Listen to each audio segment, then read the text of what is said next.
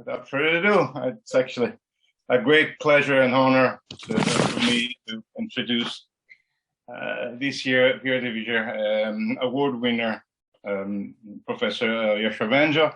I don't think Professor Bengio actually requires a lot of introduction. I mean, he's definitely extremely well known in the community for being one of the, if not the most influential researcher in AI currently. Actually, I think one of the most influential, definitely, according to the fact that this year he is the researcher with the highest H index in the world. So definitely props for that. Professor Bengio is actually has earned the Turing Award for his research in deep learning, together with Geoffrey Engineering and LeCun. In his currently full professor at the University of Montreal. He's also in a lot of endeavors that try to create international networking of scientists in AI. Is founder and scientific director of MILA, AI Institute, International AI Institute based in Quebec. He's co-director of Safer Learning. Is co-director of the program Learning in Machine and Brains of CFAR, and is also the scientific director and founder of Ivado, company to promote research in AI. So, without further ado, please, Professor Bengio, we've all been looking forward to hearing from your talk. Maybe a few words from introductory. Well, we're talking about the distant past. About 25 years ago, we collaborated and received the FCAR research grant, and I think it was very successful with the students. And also in the recent past, we both were keynote speakers in Malaysia, right? That's true. And not so recent. 7, 8 years ago already. Already. So to present, we are extremely honored to have Professor Bengio to give the talk on the past, present, and future, right, of deep learning. Thank you. So I will talk about a little bit about the past. Hopefully, I'll have more time for the present and future. And I'll be happy to answer your questions along the way or at the end, whatever you want. So, yeah, deep learning. This is something that emerges from decades of research in neural networks, starting from the 50s and all the way in the 20th century. But in the beginning of this century, there's been a big shift for a number of reasons that gave rise to incredible success of deep learning methods in many applications, and making it like a success story for AI, which was remember 20 years ago, people didn't use the word AI anymore because it was considered not serious. I mean, of course, except the people who are doing research in that outside. So what happened in the first decades of this century is, I'll go into more detail, but we explored methods to train deeper neural networks, which is where the name came.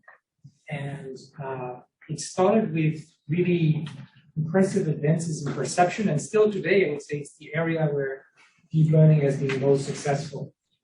But also, in fact, starting earlier than the kind of breakthroughs in computer vision, there are advances in natural language processing. So I had a paper in 2000 about using neural nets to learn representations of words, which we call word embeddings, now in language models, which of course those days were very small, and today are exploiting the same recipe plus attention, which I'll tell you about, and of course, huge quantities of data. So people right now train language models that are seeing almost everything that is written and available online, which causes all kinds of headaches, like how do you make a test set that's independent from stuff that's being stuck everywhere. And these training sets are so big that they just do one epoch through the data set. Otherwise, and the models are so big that they're afraid that, I mean, it's just crazy.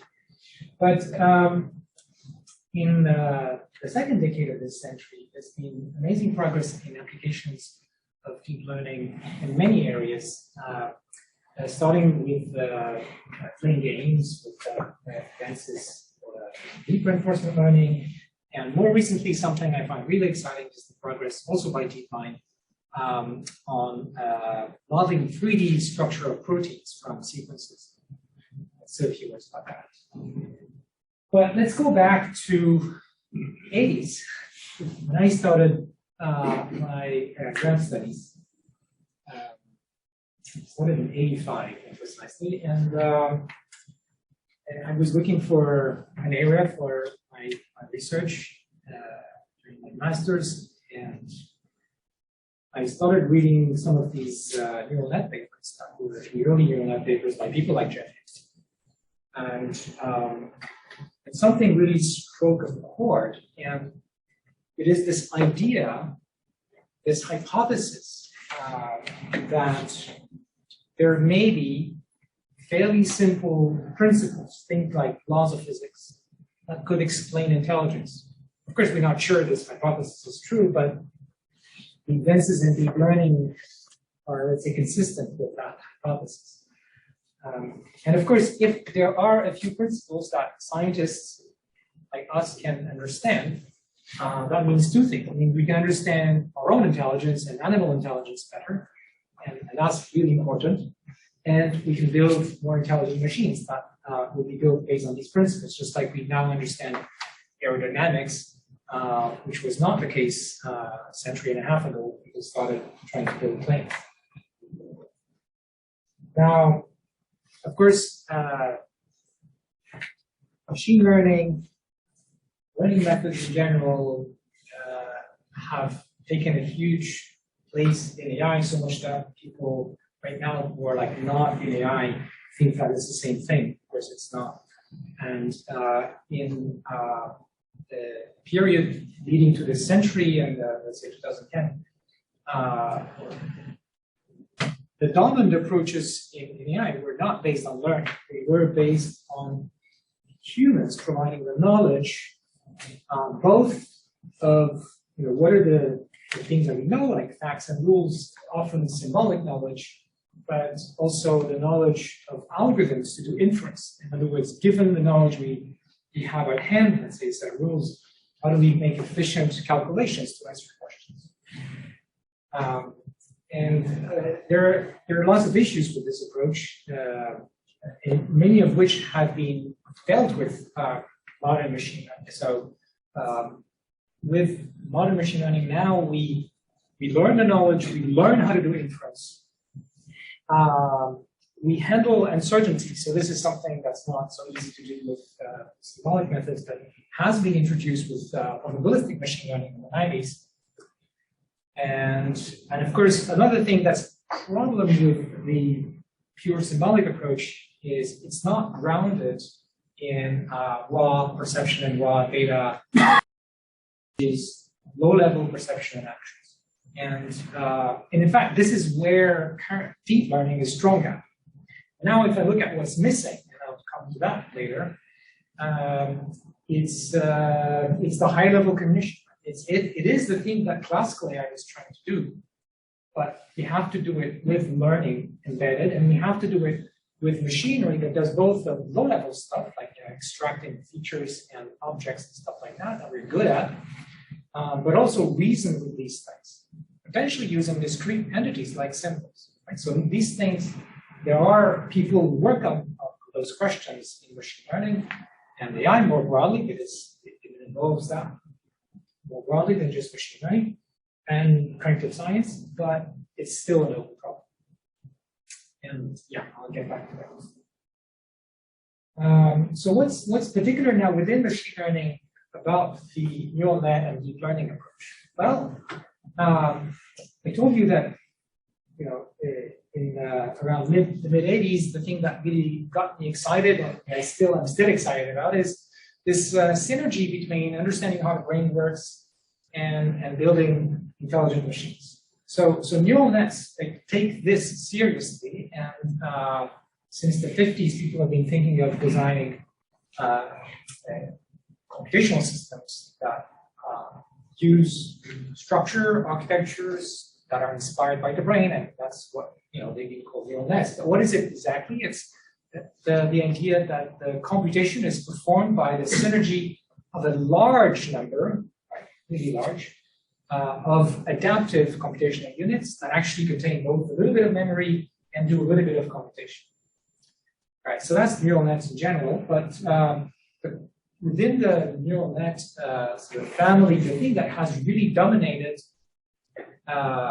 this century is the approach that you find best represented in a book from 1986 called PDP book, Parallel Distributed Processing, which is a term then, but really one of the central ideas there, which is coming from Luhmann and Hinton, is the idea of distributed representation. So that entities like objects, symbols, are not just symbols, they also associated with a like vector, with a representation. And that different symbols, things like cat and dog, share similar representations. And by doing that, and you know, I worked on this a lot in the 90s and in the 2000s for language modeling, and it really changed the game for language modeling. This idea that we should think of words as living in some high-dimensional space where the words that have similar meaning are close to each other, but not only that, the various dimensions of that space correspond to different attributes that the system makes up in order to explain what it sees in the data. Another important element of this connectionist approach from the 80s is that pretty much all of the methods that we've been investigating can be seen as the combination of three basic ingredients. What is it we're trying to achieve? It's an objective function or a reward function if you're doing reinforcement learning. How are you going to optimize it? So that's optimization, like, you know, stochastic gradient descent is the thing that rules these things. And what family of functions are you going to be using? So that's what we call architecture, parameterization, and so on. And all like modern deep learning software is based on this factorization of how we define algorithms based on defining each of these three things. And this gives rise to end-to-end learning, where the idea is, instead of what, you know, was very popular in especially in pattern recognition, where we engineer each piece, and maybe we use machine learning, but we train each piece separately. We train everything together with respect to some very objective. Maybe there are local objectives as well, but still it's like one big thing where we want the different parts of the system to adapt to each other. So these were some of the big ideas that came out already in the 80s and 90s, but really became very successful only around 2010. So yeah, so this idea of representation is really central in deep learning, and it's different from other machine learning methods that have been more popular than neural nets, for example, in the 90s, like support vector machines, Finland machines, and other variations, which didn't have something like this or had a fixed representation. Which is the feature space of a kernel. And since the beginning of the century, so one of the questions people have been asking, and like I wrote papers about mostly asking the question and trying to think around that question: what is a good representation? What sort of representation should our learning systems discover? And yeah, I don't think that there's a very formal answer to that, but what has imposed itself as an answer is that we want those representations to make downstream tasks or other tasks based on those representations easier. And that's why the end-to-end learning is sort of convenient, because that embodies this principle. Right. So I'm sure many of you have seen these kinds of pictures. This one is getting old, but at each level of this hierarchy of a neural net, you get more and more abstract representations. And that's going to be connecting with some of the ideas I'll talk about regarding current and future work. Yeah. And another big idea, which I think was incomplete and came, this is coming from work I did with and also discussed a lot in the book on deep learning that I co-wrote, came out in 2016. The idea that these deep nets, they actually have good generalization because they exploit some form of compositionality.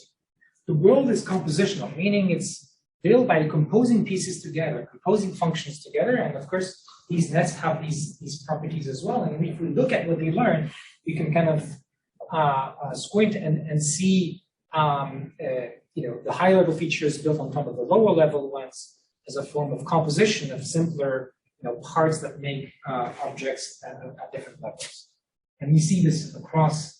I mean, we know that this is something humans do to understand things like images and text and speech. Now, in the teens, I was part of a big movement to go from neural nets that just go from image to categories or probabilities over categories to like upside down and being able to generate images. So GANs came out in 2014 and NERVs, generative adversarial networks, and they've been amazingly successful. This is probably the paper that was most cited, or among the top 3 from the papers I wrote. And you can see also an interesting thing, which is when we did our paper in 2014, this was the kind of image that we could generate. Okay? Not so great. And you can see the progression year after year. So, I mean, there's a lesson here, but it's something that's happened all over in my field. People come up with algorithms, and it takes many generations of trying to engineer some better ways of training here. That was basically it, and better architectures to make those ideas really be successful. Not to mention the scale of things. Like people are now able to generate images with really high resolution to the point where there are lots of ethical concerns, and artists are afraid of losing their job. This is a serious question. Yeah, for example, these images, I think they came out in 2018. They're not real people. They were just like invented by these neural nets that have been trained on images of faces, because a lot of those faces were faces of celebrities. Get all these nice people. And at about the same time, I think in 2015, we started working on combining the image generation ability with all the language modeling things. And now it's very big. You look at DALL-E, it does amazing things. You type some text and it will generate images that correspond to that. Well, this was a version of this in 2018 where it generates images that correspond to the image. Here you have a bird. And now, of course, same idea, but like incredible scale and complexity and success. So there's another idea that came out of my group that has been incredibly influential, and that is the idea of introducing attention mechanisms in neural nets. And it came in our work on machine translation, where you've got a sentences input, French to English. I guess here it's English to French. And the way we were doing it before we introduced attention was some recurrent network reads the English and then spits out the French, right? One word at a time. But if you think about it, that is not how you read. And just to make it like clear, let's say you have to translate a whole book or even just a whole page. Right? You don't go and read the whole book in English and then write the book in French, right? That's not how we do it. you kind of keep two pointers of where you are in the French, where you are in the English, and you keep adding to the French, I guess, as you move your pointer in the English source. But it's not just the first one word at a time. Like you can look back, and so you need that pointer, and that pointer is attention. So attention is the idea that neural nets will compute quantities that are obtained by selecting a locus of attention. So here, like it's a location in an input sentence, or and features that have been already extracted from that and are learned. So that is the basis of modern transformers, which have been incredibly successful and dominate NLP. Came out in 2017. All right, so games, I mentioned them. I'm very excited about reinforcement learning in general, and adjacent agency, but I won't talk much about that. I see time flies, so I won't talk about biology, but I'm also very excited about biology these days. I think that machine learning is going to transform the field of drug discovery, but that will be for another talk. So now we turn to the future and some of the things we're doing now. So what is missing from current machine learning? What is missing is that we've been relying on the theoretical assumption, which is wrong. The assumption is that the test cases are going to come from the same distribution as the training cases. And of course, you can construct that in the lab, because you can take a data set, shuffle it, and take some fraction as your training data and some fraction as your test data. And then automatically they come from the same distribution because of the shuffle.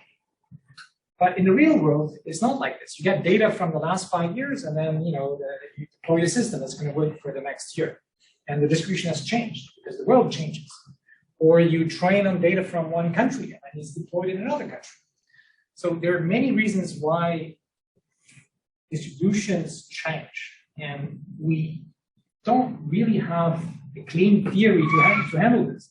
Well, I'm going to suggest that we actually do, but we need just to apply it. It's the theory of causality. I'll say a few words about that. But more seriously, it's not just about theory, it's also that the performance of these machine learning systems, the state of the art they have across the board in all of the algorithms, they basically fail. I mean, they take a big hit. Maybe you had 90% accuracy, now it's down to 60% or something. So it's if you are using these things to drive a car, well, you can't afford that sort of loss in performance.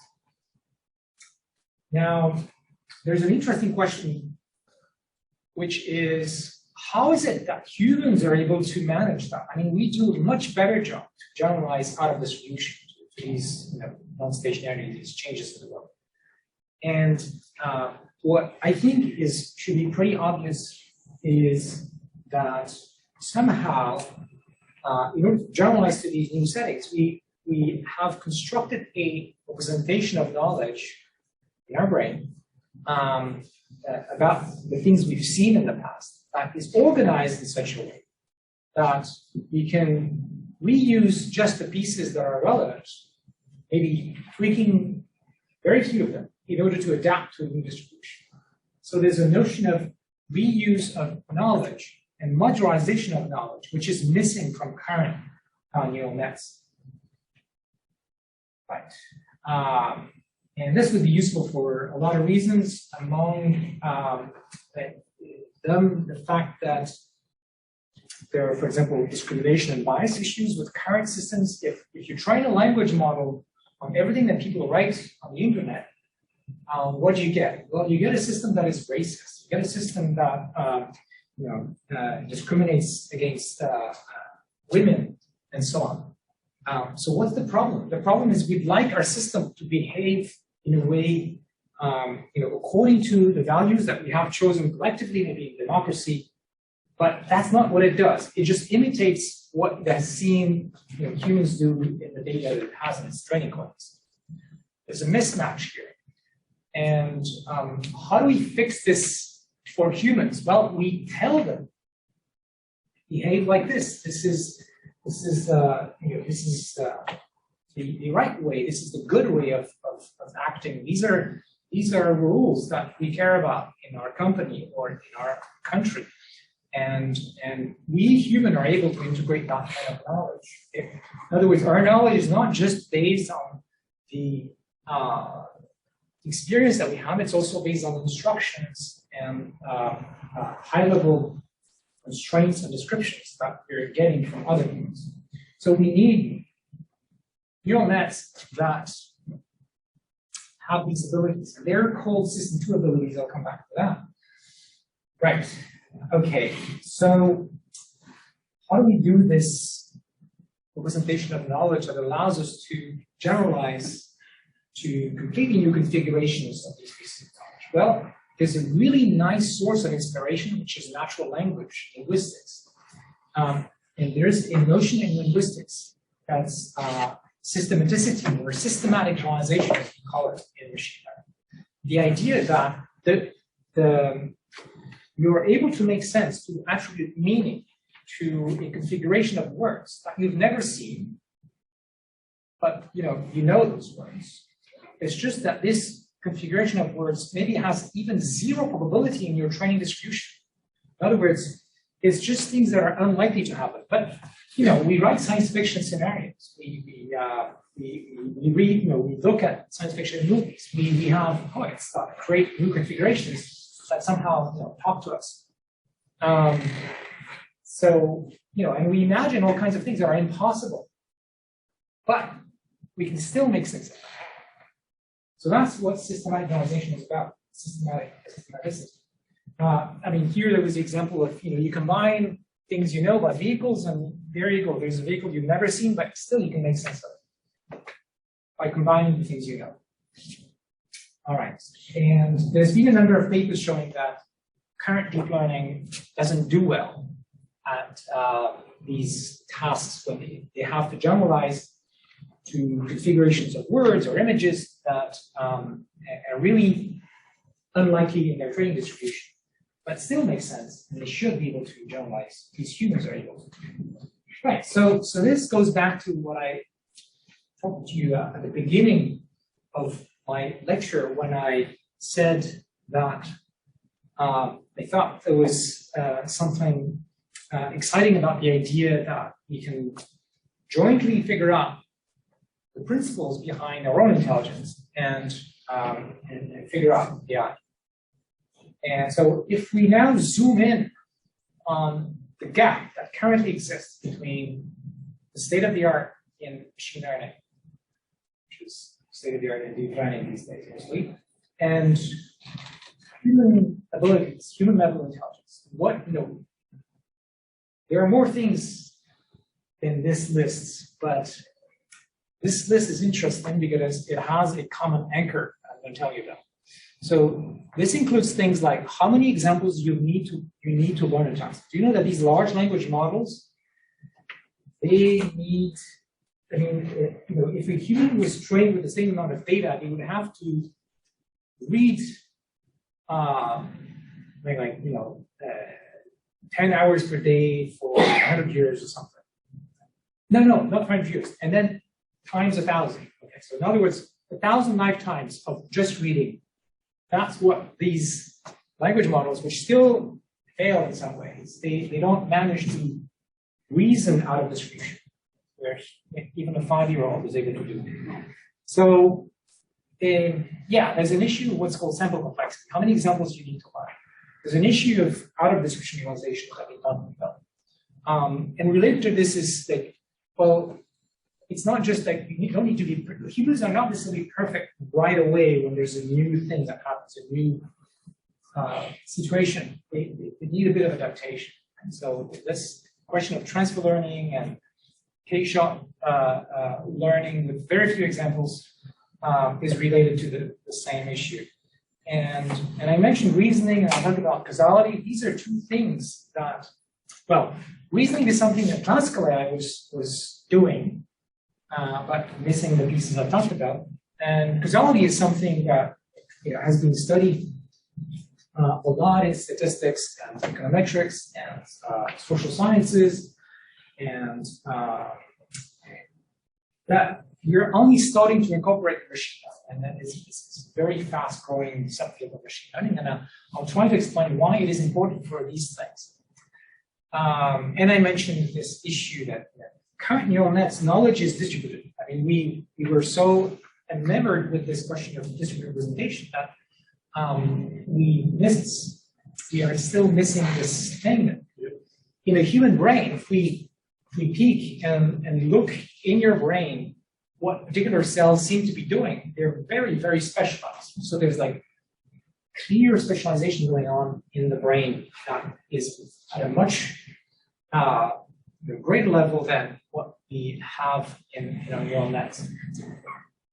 And this is important if you want to be able to recombine those pieces. This is compositional representation. So you have components, and then compositional inference, you combine these things in order to answer your questions. Right. Okay, so my hypothesis is that all of these things, all of these issues that are like weaknesses of current AI compared to brains, originate from the fact that current deep learning is missing the abilities that in humans are associated with conscious processing, higher level conditioning. All the things that you do that we're able to report verbally. Right. Let me give you an example. Let's say that you're driving the car in Australia for the first time, and it's the first time that you drive on the left, or in the UK. Right. So what happens? You've been driving on the right your whole life, and now it's a habit. You don't even need to think about it. It's automatic. If you go there and you just follow your habits, there's going to be an accident, but you know that. So what do? Your brain is going to enter into a different mode of operation, where you're going to pay attention like crazy. Every few seconds, you're going to remind yourself, stay on the left, stay on the left. So you think, you don't go by just sort of automatic behavior. And so this is interesting because there's this notion of attention that we talked about, which has been extremely successful in recent years in deep learning architectures, but I think we haven't yet really gotten to the bottom of this. Like, what is attention about?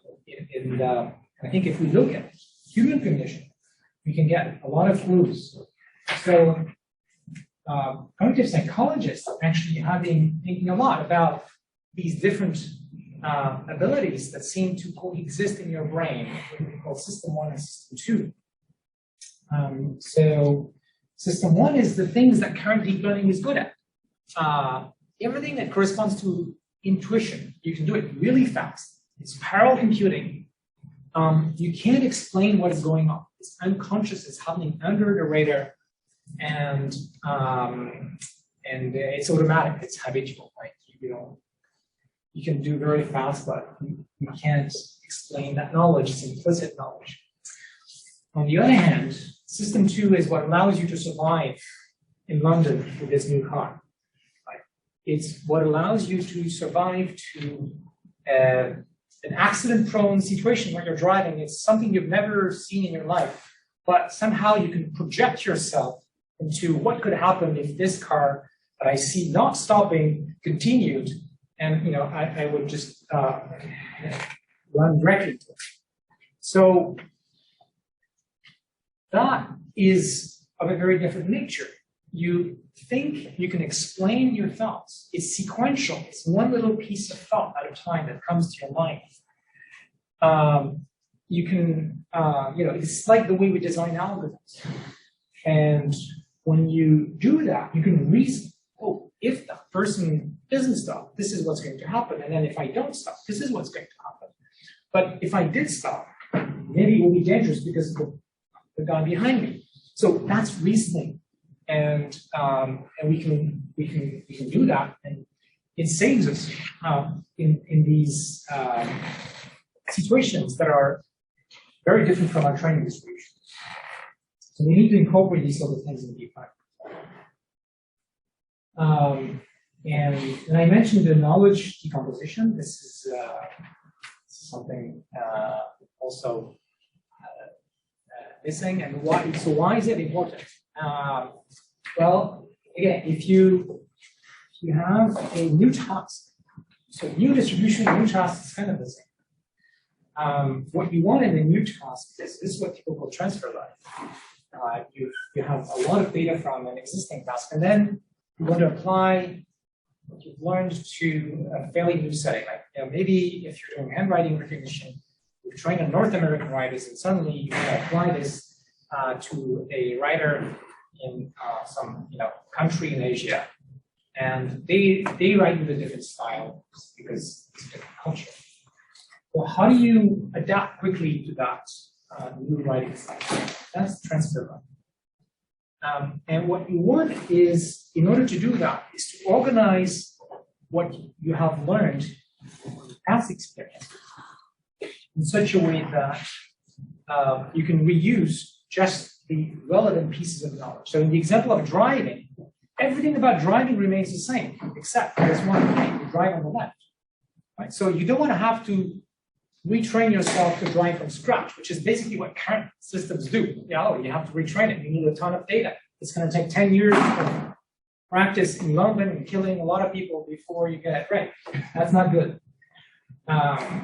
So your system too allows you to do that. It allows you to select the right pieces of knowledge and combine them in order to form thoughts that correspond to imagined futures. Imagined counterfactuals means if things had been different, what would have happened? Imagined solutions to problems, imagined interpretations. What is actually going on? You see a scene, and some words, some sentence come to your mind. That's also system 2. All right. Now, we're going to talk about causality. This is something fairly new to me. I only started really thinking hard about this in the last couple of years, but I think it's very important. So again, I'm going to stay on the theme of how do we face these changes in distribution. And we can take a clue from physics here. Right. So imagine you're looking at images. You've been training your system, your vision system on Earth.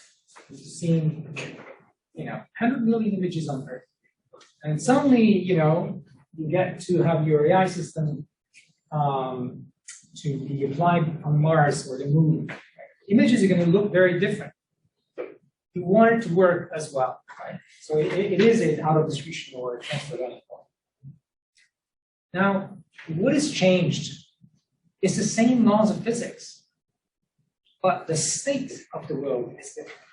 Because the constant gravity is much smaller on the Moon, you don't get any atmosphere. Nothing grows. The temperature gets too hot or too cold. You're not protected by an atmosphere. So the state of the environment in which you are is very different.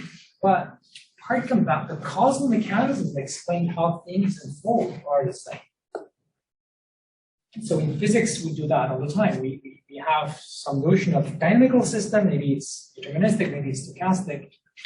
And we separate that from the state as its meaning in physics, like initial conditions.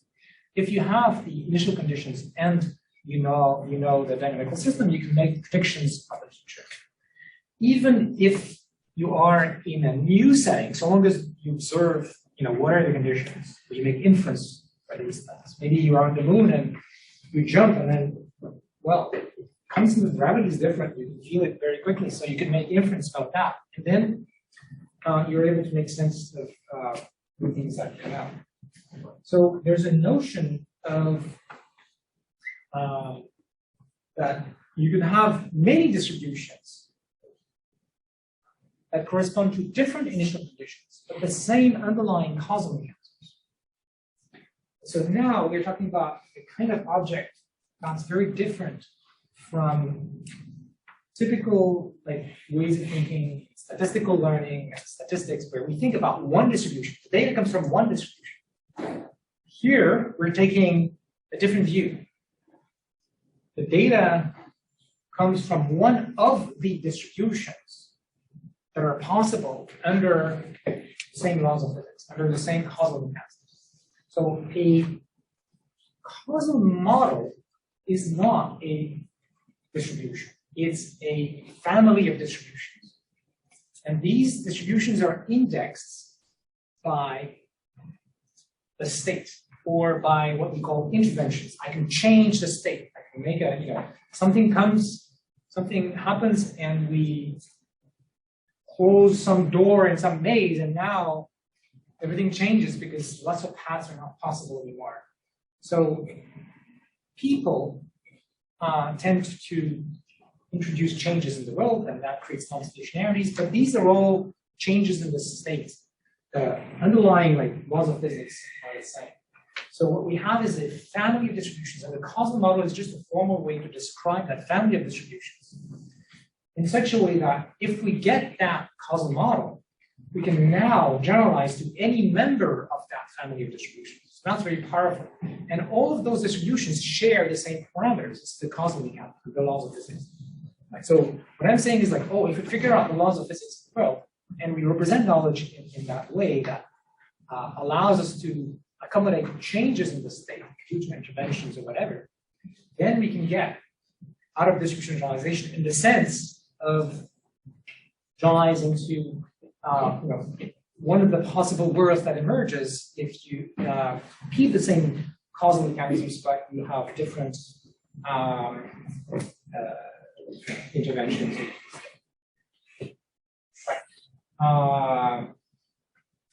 Great. There's another notion that's less known that comes from the literature and causality. Sharkov is one of the gurus of machine learning, causal machine learning, and he came up with this notion of independent causal mechanisms. So not only we have causal mechanisms, but they are independent, not in a statistical sense, but in an information theory sense. So what does it mean? I'm going to take a very concrete example that everybody who's a computer scientist or an engineer that programs will understand. When you write code, think of each little piece of code, like each function, procedure, whatever, as a little mechanism, a little object. And you'd like to factor your code such that it's going to be robust. If I need to change this piece of code, I don't want to rewrite everything else, right? Don't we all try to do that? Yes. And I think the brain wants to do that too, because it wants to be robust, and evolution has made it robust to that kind of change.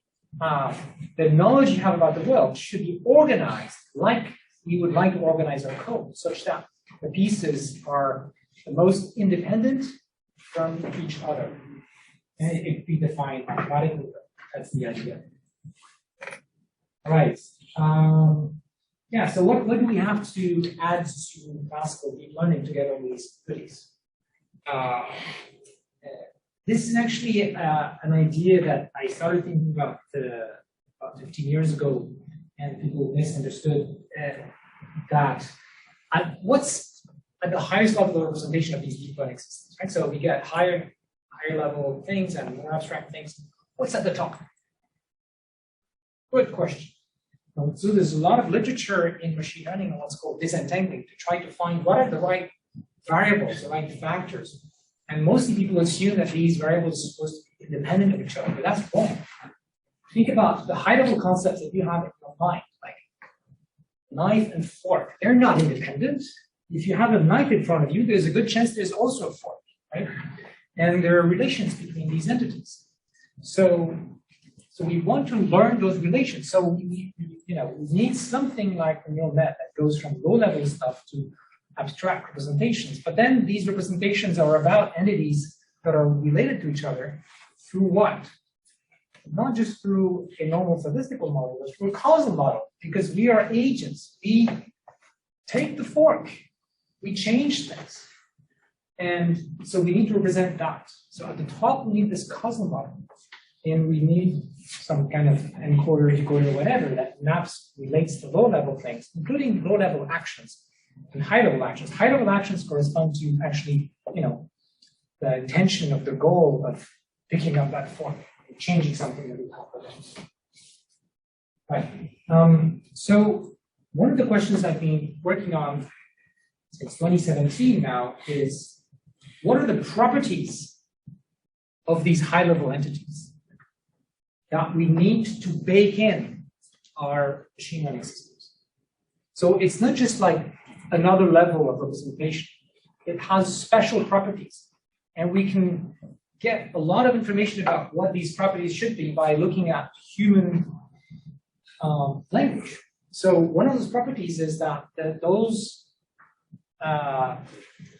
variables, those high variables, form a causal graph. What causes what? That is sparse. So think about a sentence like, "If I drop the ball, it will fall on the ground." It's actually an amazing thing that we can predict the position of the ball from just 2 or 3 things, like I was holding it, and then I decide to drop it. It's going to fall on the ground. It's an amazing thing. Why do I say that? Normally, if you think about low-level stuff like pixels, you can't predict a pixel given 2 or 3 others. It's just not going to work that way. But it works at this high level of representation. We can predict some things given just the right other things. And we do that all the time when we express facts in language. So this is a sparsity property that we don't use and that we should. So actually, I came up with a number of these properties. We call them inductive biases. Things we would like to, it's like priors. It's things we would like to put in our architectures or our ways of training. So there are notions like modularity that I talked about. Knowledge should be broken down into kind of independent pieces. There's a notion that comes from cognitive neuroscience, the idea that the way that those modules talk to each other is through a bottleneck. They can't just talk everyone to everyone. And we have this bottleneck is what goes to our consciousness, to our mind, the thing that we can verbalize. This is well studied in neuroscience and cognitive. And one thing I said earlier, I said that these high-level things are related to each other in a very sparse way, and several other such properties. So we wrote a number of papers to try to start incorporating some of these inductive biases. For example, this first one is about modularity. This one is about the bottleneck that of communication that relates these pieces together. This one is trying to take some of the good old-fashioned AI ideas about production systems, but think of the rules now like little modules. How do we train attention mechanism to select at each moment which rule and which variable it should operate on? So learn the inference machinery and learn the rules at the same time. And this is a one exploring another of the inductive biases. A lot of what is going on at the conscious level is about discrete entities, those famous symbols, right? And neural nets have been all about continuous. So how do we reconcile these things? And the idea is, again, inspired from neuroscience, that everything is continuous except at that point where you go through that bottleneck of communication between those modules, and there it gets discrete. So we try to incorporate these things. And every time focusing on how do these things help us with out-of-distribution generalization in terms of making, testing what we get. All right, I think I'll stop here because that doesn't work. And I want to leave time for questions. Thank you very much.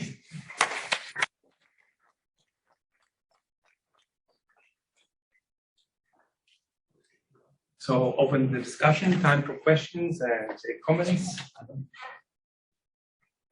See hands. Yeah, go ahead. I have 2 questions. First one is how many samples at least to input the deep learning model can get the good result? At least how many samples? Right. The first one. Second Wait, one, no, that's not how I work. One question. I'm getting old and my memory is failing. So there is no universal answer to your question. It depends on the task, right? And in general, neural nets are, among those statistical and machine learning methods that are very flexible and represent very complicated functions.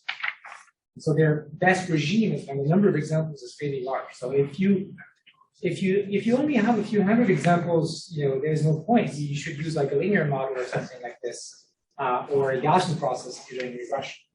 But if you start having tens of thousands or millions or more, then you're getting into the regime where some interesting things can happen.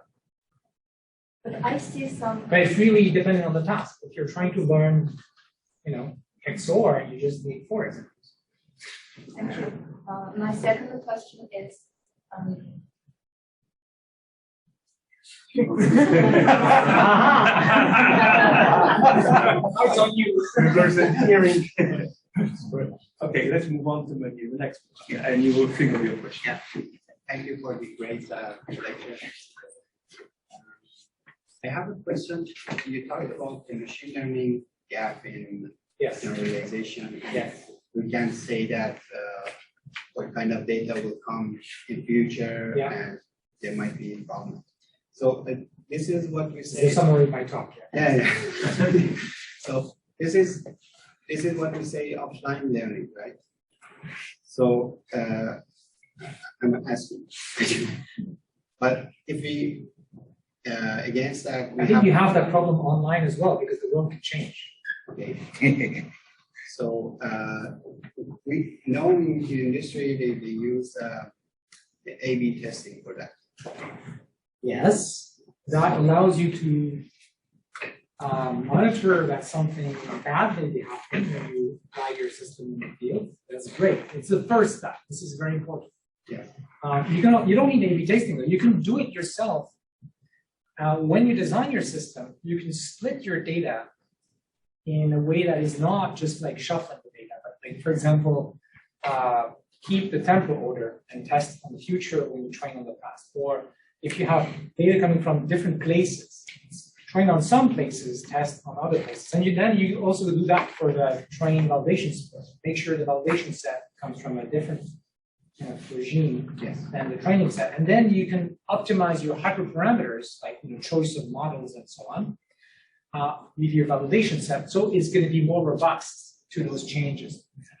But then the next question, once you've improved your monitoring and your model selection, the next question is how do we design those things so they're going to be more robust? And that's where, that's why I talked about these inductive biases and causality and all that. So one solution would be the machine learning model itself. Yes. And one solution is to predict the data itself. No, but that's what we do when we train, predict the data. Okay. Machine learning is not predicting the label or something, predict the data. Yeah, it's the same. It's the same. It's a minor distinction, like supervised and supervised. So it's all about capturing some aspects of the distribution. So you were talking about only changing ML model. If you change the distribution, everything breaks. Whether it's supervised or unsupervised, everything breaks. Right. Thank you. Thank you very much. Next person. Thank you very much for your talk. Nice, very nice talk. So I was thinking that imagine that you have been learned to drive. Yes. Right side. Okay. And you have no idea at all that in some countries they drive from the left. Yes. Until No you get information at all. Right. Okay. And then you go to Australia. Okay. Yes. You rent a car. Yeah. You begin to drive, and you see the signal that you have seen. Yes. The question is, what we humans will do?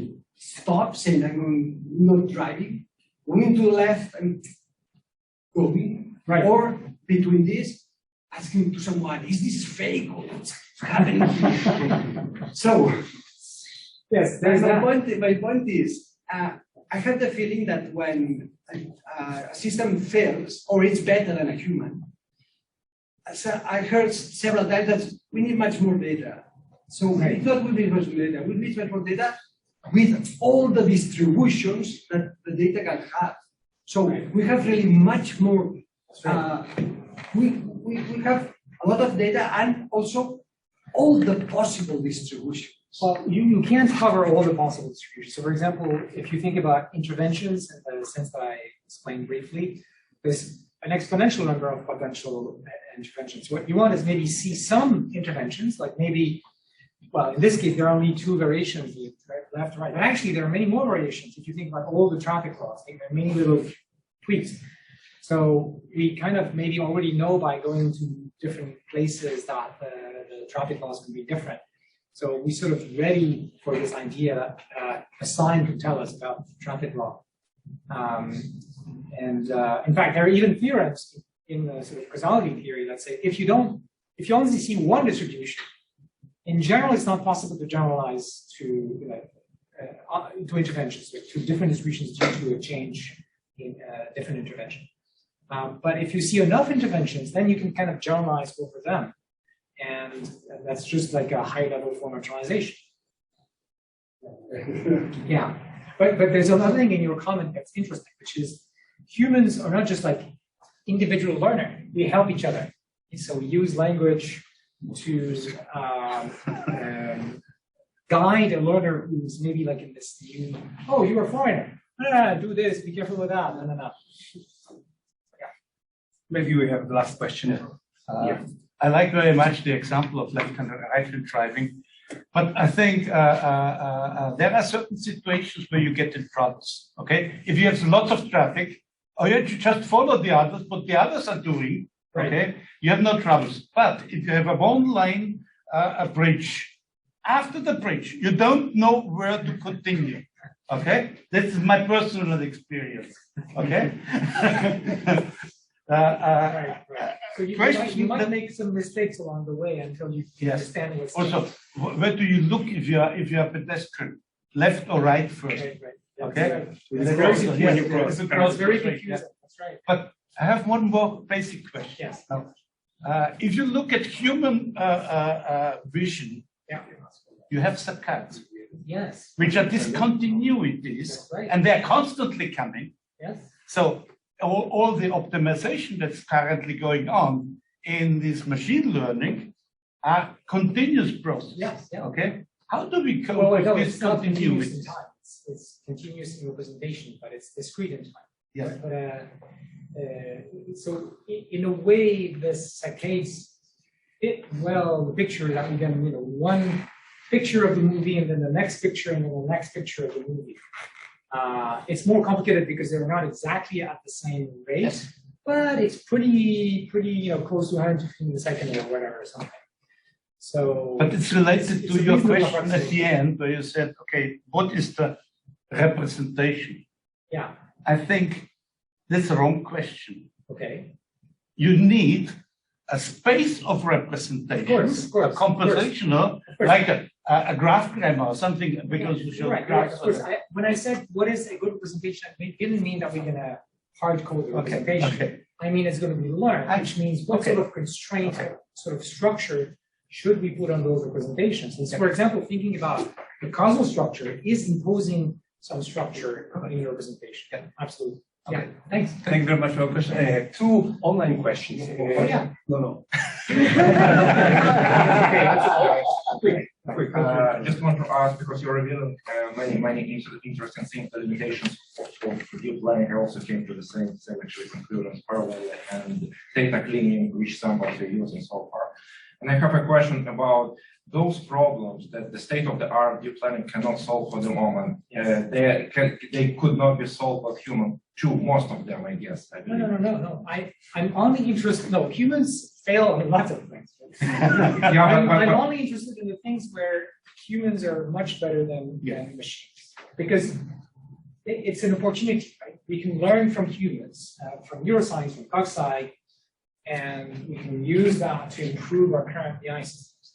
But now, what about the things where humans are really bad at? Well, we'll have to do that too, but it's harder. One reasonable thing about like planes and birds, that once we understand those principles that human intelligence is built on, and we test them in AI systems, we'll be able to do better than humans. Just now, we're already better than humans like Bengio, and we haven't figured out everything. So just because we have more computation and access to like fast communication and whatever, but you're right. Humans are not general problem solvers. In fact, that's one reason why I don't like the term AGI, artificial general intelligence, because there is no such thing. Even like learning theory says there is no completely general like learning systems. There's always some specialization going on. We are good at a range of problems that includes the ones that evolution has encountered in our ancestors, but broader, we can do things that our ancestors didn't do. But we're also very bad at other things. It's very clear that humans can be really bad. Yeah, so we can consider humans like a special class of machine learning models. Yes, exactly. That's what it is. That's what it is. All right. So two online questions. So first one is from Dr. Mohammed Sherrier. Thank you, Yoshua, for the excellent presentation. Can we say that moving to DL 2.0 by adding reasoning will bring machine learning to fully embrace AI? Well, okay, fully embrace AI maybe would be a little bit arrogant. I think this is a very important piece. No, but there are other pieces. There are people worrying about things like emotions, for example, and lots of other things. I feel if I look at the industrial application of machine learning in the field, what's breaking? And it's a lot about the things I talked about, changes in distribution. Of course, that includes, in general, better generalization issues. And so, I have enough data. But think about the problems that we solve with very little data. We don't solve them at birth. We solve them because we have 20 or 30 or 50 years of experience. And then this new problem comes, and we can bring together all the things we know, and then we just need a handful of examples. That's how we actually solve it. Thanks, Mohammed. Wherever you are. Yes. And last one. The second is from Dr. Petya Ladeva. Thank you for the interesting talk. My question is, what is the right representation in order to represent causal relations? That's a great question. So there's a rich literature on causality. And I like to think of it this way. So we can represent these causal models in a graphical model language. And what's different from usual graphical models is that this notion of intervention. So in addition to the usual like dependencies, conditional dependencies, we have these like special units that we introduce that say we yes or no, do we have an intervention on this variable? And what is the intervention? Maybe we set a value for something. I should be looking here. And once you do that, you have a causal model. It's just a representation of a family of distributions corresponding to whatever the set of interventions is. So that's the way I like to think about it. We can really rely on a lot of work in the last decades, mostly since the beginning of the 90s, on probabilistic machine learning. One more? Yeah, go ahead. This is from Linda Shapiro. My AI class still starts with classical AI before I get into machine learning. Is it relevant? Should we use it to solve this reason? Yeah, that's a great question. And lots of people think that we can directly reuse the rich literature in classical AI to bring reasoning into machine learning. And maybe that's going to work. I, for myself, think that we can get inspiration, a lot of inspiration from the classical work in AI, but the methods are going to be so different because there's going to be learning all over the place. And so it basically breaks all of the algorithms that we had in classical AI. When I did my AI class, it was all that Simone AI, search and all that. So I know a little bit of that stuff. Yeah, but it's an open question.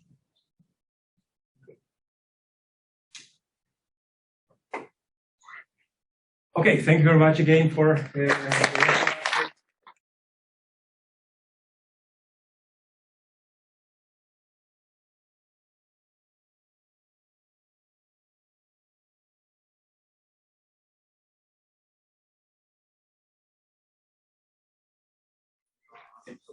you got the presentation, graph similarity using tree edit distance. Let's see. Presented online, but Shri, Prakash, Bouguila. It sounds good.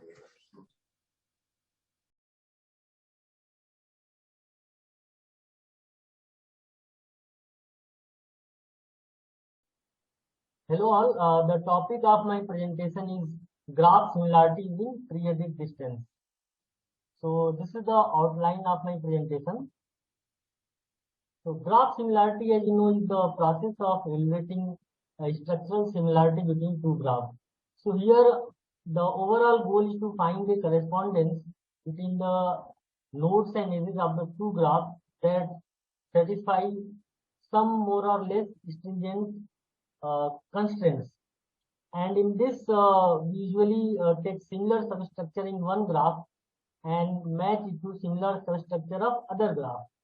And based on this similarity score, we can perform graph matching. And it has been a topic of research over the past several decades. Now, the graph matching process itself is usually divided into two categories. So one is exact graph matching, in which there is a strict one-to-one correspondence between the two graphs, and this is a kind of a rigorous way to describe matching between the two graph structures. On the other hand, inexact graph matching, also known as the error-tolerant graph matching, it is the less rigorous and flexible matching between two graphs, and it is able to cope with strong inner class distortions also. Now, there are several applications of graph matching, including pattern recognition, biometrics, identifications, among others. So now, again, this graph matching can be divided into several types. Exact, inexact, and exact itself have several types by which we can perform this exact matching. Okay. So coming to this graph definition, usually we represent graph by a set of vertices and edges, but for the purpose of this pattern recognition and graph matching, we use two additional symbols, mu for the node labeling and mu for the edge labeling.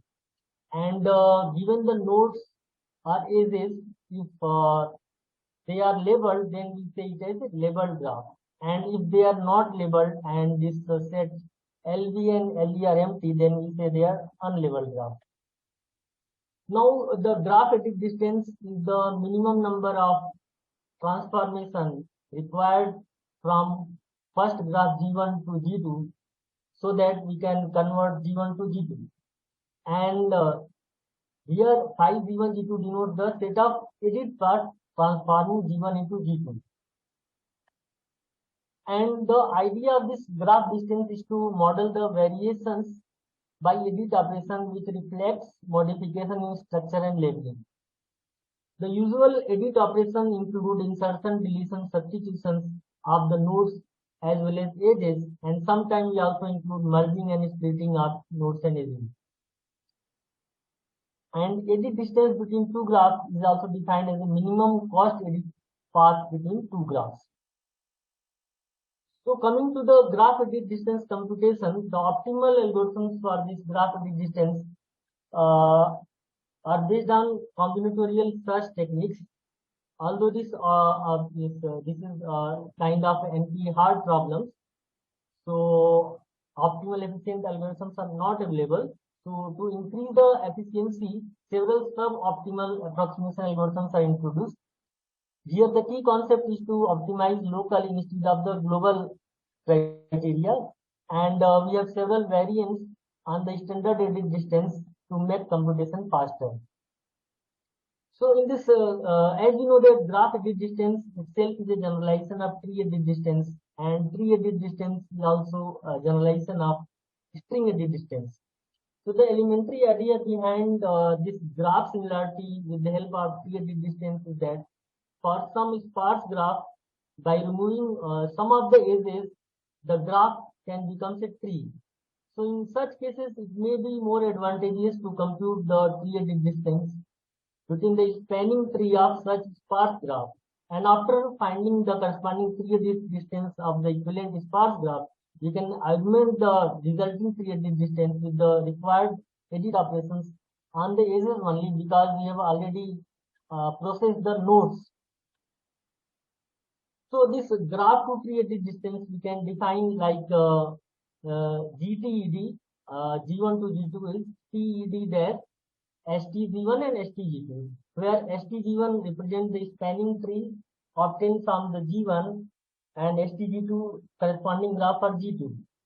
And PED dash represent the modified tree-edit distance, which also include the edit operations over remaining edges, by which we should be able to transform STG1 to G1 and similarly STG2 to G2. So this algorithm graph to tree edit distance, the input to this algorithm is two graphs G1 and G2, where V1 has n nodes, G2 has m nodes. And the output is a minimum cost graph to tree edit distance between G1 and G2. So first we pre-process this graph to minimum spanning tree of G1, and we will take it as a T1, and similarly T2 will be the minimum spanning tree out of G2. Now we will perform the tree edit distance of this pre-processed T1 and T2 tree, and then after this, for each of the edges of the Z1 and the edges which are not belongs to T1 along with the each edges of the G2 which are not belongs to T2, will return the minimum edit operation, set of edit operations, including the insertion, substitution and deletion of the edges, the minimum, so that we can transform T1 to G1 and T2 to G2.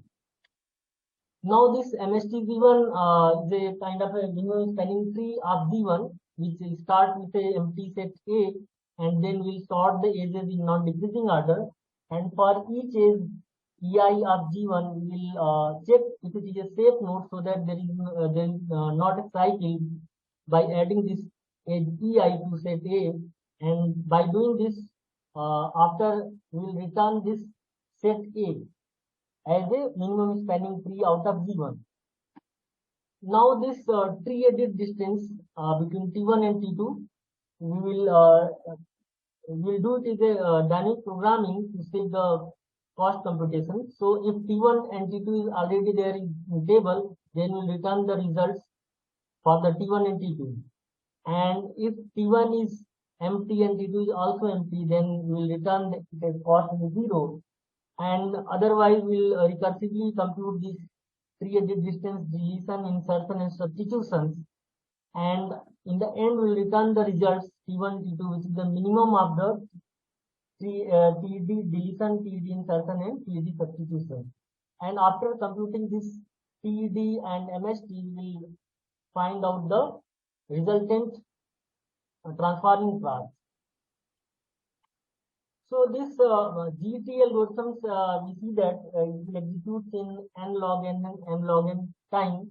The MST, we know that this we can perform in cruscular pins, and it can take n log n times for G1 and m log n for G2. And similarly, TED can take n log n and m log n time for n and m nodes in T1 and T2 respectively. So therefore, overall complexity will be around n log n to m log n.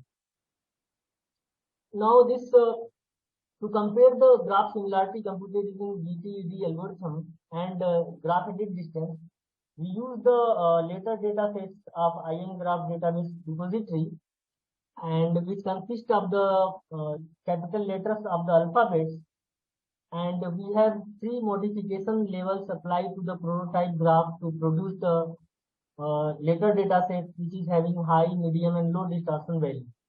So depending on the high, medium and low distortions, we will be having GTED high, GTED medium and GTED low respectively. So now we will see in this table that graph to tree edit distance versus graph edit distance for these 3 different level of distortions, high, medium and low distortion for the this later data sets. Again, in this figure, we can see that the graph to tree edit distance as well as graph edit distance for the corresponding high, medium and low classes are in sequence to each other. So they are in accordance with GED and GTED. So in this, in the conclusion, we can see that we can describe an approach to measure the similarity between 2 graphs utilizing the concept of tree edit distance. The techniques work by transforming the input graph to the spanning tree, consisting of all the nodes, but some of the edges may be missing. And it performs the TD between the converted trees and then augment the TD with the required minimum edit distances. And we can see that it may be useful for the sparse graph which becomes tree after removing few edges. So these are some of the references. Thank you.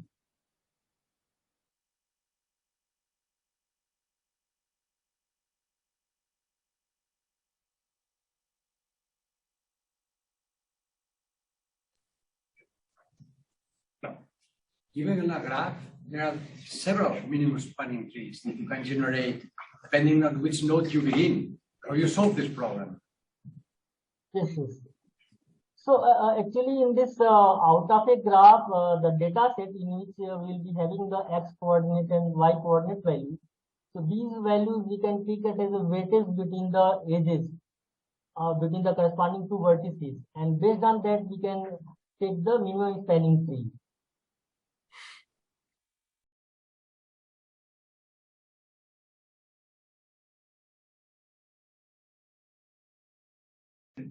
Data augmentation on graphs for table type classification, presented by Andrea Gemelli.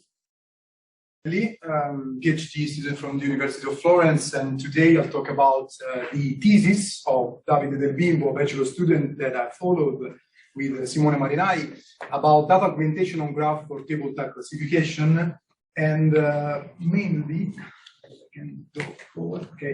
the problem is that every one of us being scholars, we are interested on query large collection of scientific papers, for example. And if you want to compare different methods, we are interested to look for results tables. Or if you are interested in different data sets and their settings, we're interested to look for data set tables and so on and so forth. So the table type classification task is the task in which we are trying to classify different kinds of tables based on their content, trying to reconstruct the state of the art of some field of interest. What's the drawback about this task is that there are no benchmark. Usually on tables, you want to perform table detection or table structure recognition or functional analysis, but for the task, there are no benchmark that exists. There are a couple of works that try to include this task inside their pipeline. There are Axel Tap to Know.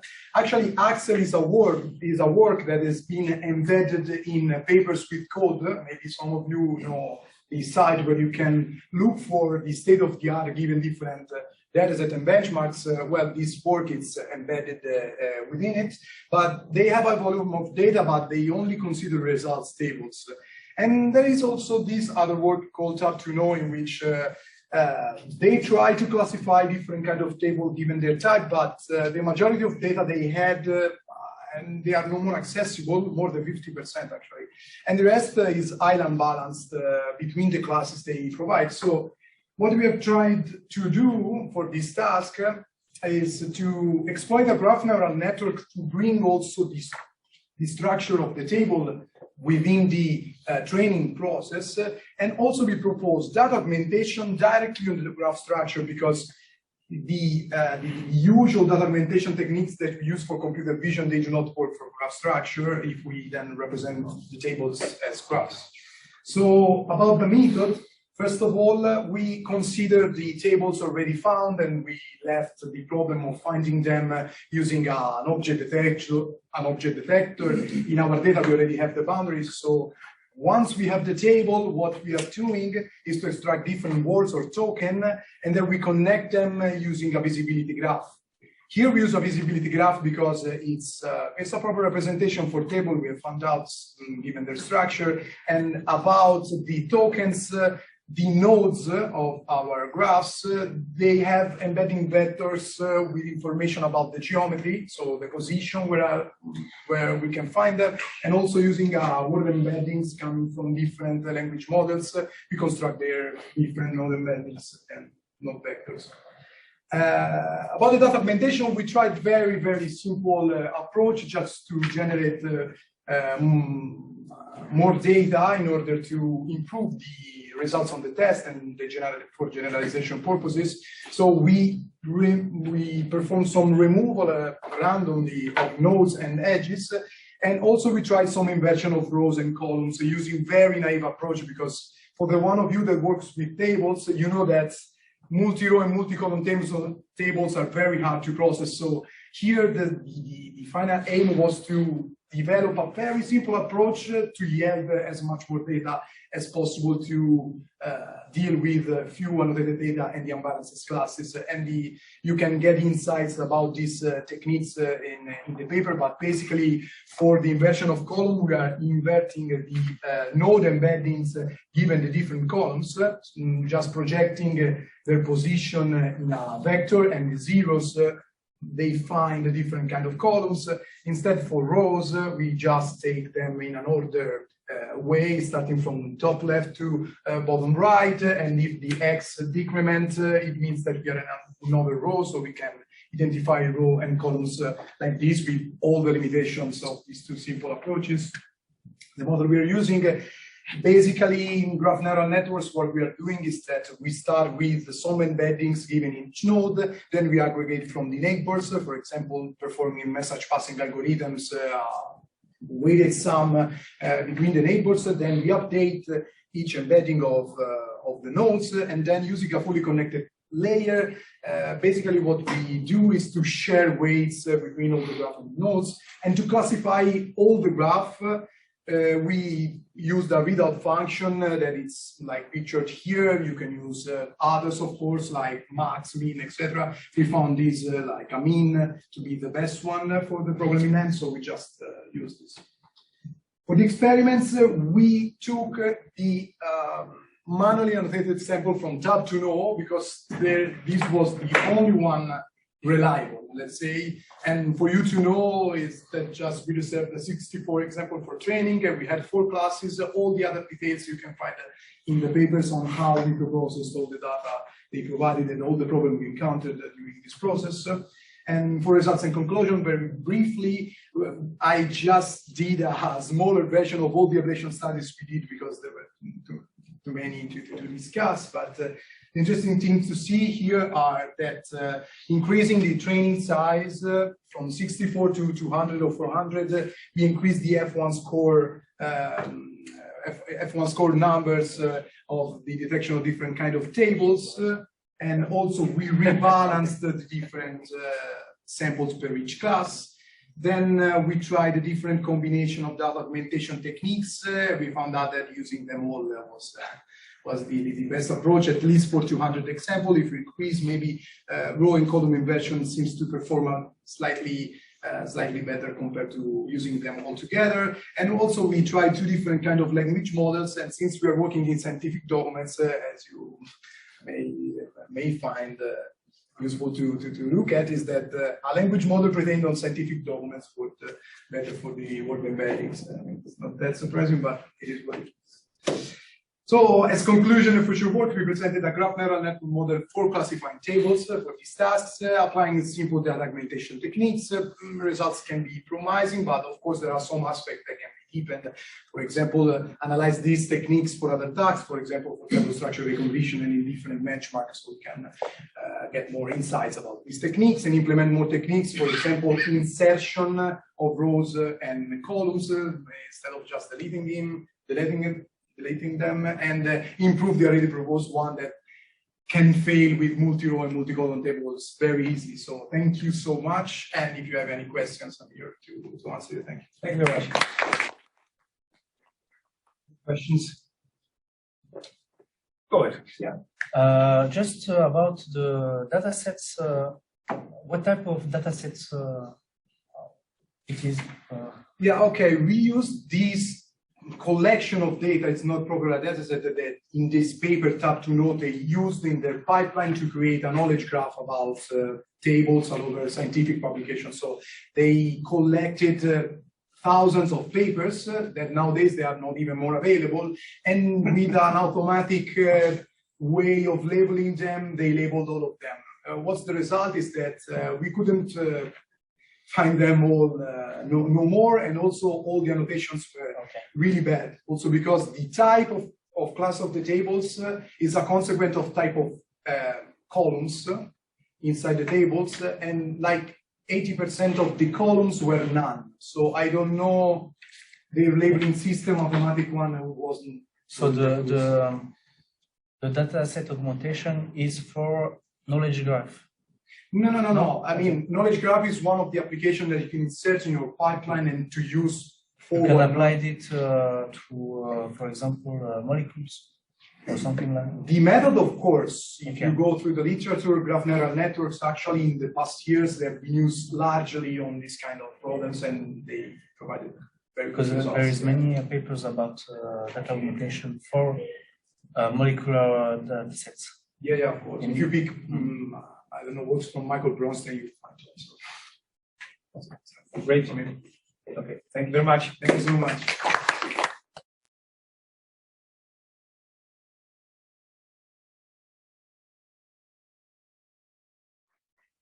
So the next paper, improved training for 3D point cloud classification, given in person by Shri. Good afternoon, everyone. I'm Sneha. Today I'm here to present our work on improved training for 3D point cloud classification. This work is with my supervisor, Dr. Zachary Patterson, and my co-supervisor, Dr. Nizar. So we all are aware of the 3D data around us, and point cloud is one of them. It is a 3D geometric data with irregular format. Due to its irregular format or characteristics, the normal image processing techniques such as convolutions cannot be applied on them. So one of the solutions was to transform this unstructured data to structured 3D voxel and structured data. But these unnecessarily increases the volume of the data and also hampers the natural variance of the data. So one of the solutions is to feed the data directly to our model, and PointNet is one of the pioneering work in this aspect. It just directly takes the data and gives us the classification level. My work is concentrated upon the PointNet. It actually looks on how to improve the existing PointNet, how to improve the by improving the training setup. We have proposed a variant of 1D CNN and RNN model that improves the original PointNet accuracy. We also have introduced a loss function that gives better accuracy, and we did an extensive hyperparameter study to see the best setting for the PointNet. So this is actually the model. This is the PointNet model on which we worked. It's just, you can see there are two important transformation blocks, and then there are some few linear layers in the PointNet. Those two important layers, that is TNet and transformation, that is built on 1D CNNs. And then just there are some few linear layers, and we worked mainly on these two transformation blocks and the training setups. So how we worked on this PointNet is directed by these three aspects. We improved the models by introducing CNNs with different kernel size and stripes, and we also alternate the CNNs with RNNs like phenylalanine and LSTM-TRU. And we also improved the loss function. Like in the original PointNet, it was the negative log likelihood with regularization, but we removed the regularization and then we use these three loss function and compare the result. And we also improved the training protocol by augmentation, transfer learning, and we also used different training setups. So this is the summary of the hyperparameter study that we did. If you see for the dropout for 0.75, we got the highest accuracy. For the epoch, it is like for 20 epochs, we got the highest accuracy, and then it just declined because of for the overfitting. And for the weight decay, we find that if we don't apply any kind of weight decay, we get the highest accuracy. Then there comes the batch size, which we got for the 32, it's the highest accuracy, and the learning rate, it was 0.0001. So the summary of our hyperparameter study is listed just in here. You can see this 6.1 is the baseline accuracy that we got from our baseline model, PointNet. And we can see are able to get higher accuracy than the original point-net model. And this is the summary of different model variants. What we just removed the one-by-one kernels and switched to different kernel size and stride. We did at first for TNet, then we did for transformer, and then we did both for them. And surprisingly, when we used different size and strides of kernel for both TNet and transform, you can see the result just goes down very sharply. That just indicates us that we need at least one-by-one CNN, at least one block, either in TNet or in transformer. And then we also use different RNNs, but the result isn't very much satisfactory. And then we also use different learning rate schedulers. We use different step size and gamma. Gamma for how much the learning rate is going to be changed after different step size, and we got 89.43% accuracy for step size 4 and gamma 0.5.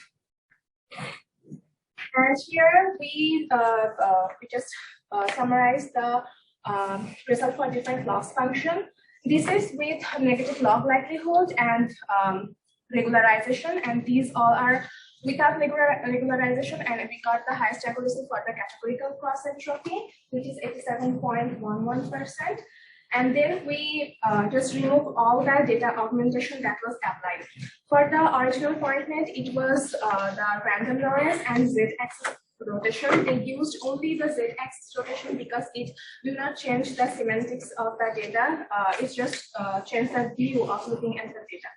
And without the z-axis rotation, we got 91.52%, which is pretty higher than the baseline, because we think for the augmentation, we need a very extensive and bigger model to deal with that huge amount of data that we get from augmentation. And this is the confusion matrix. It's just compared the true level with our predicted level. We can see our model is doing pretty satisfactory work, except for this one, which confuses the nightstand with the dresser. And finally, we got the highest accuracy in our work is 92.2%, which is from the transfer learning. Actually, we changed our model on ModelNet 40 dataset, which is a bigger dataset than ModelNet 10. It has 40 classes. And then after pre-training, then we use our model for fine-tuning on our ModelNet 10 dataset. And we got this 92.2% accuracy, which is 6.1% improvement over our baseline model. So for the summary, in our work, we just concentrated on different training setups, but still there is possibility to work on improving the model. Thank you so much for your patience. I really appreciate your questions. Thank you very much.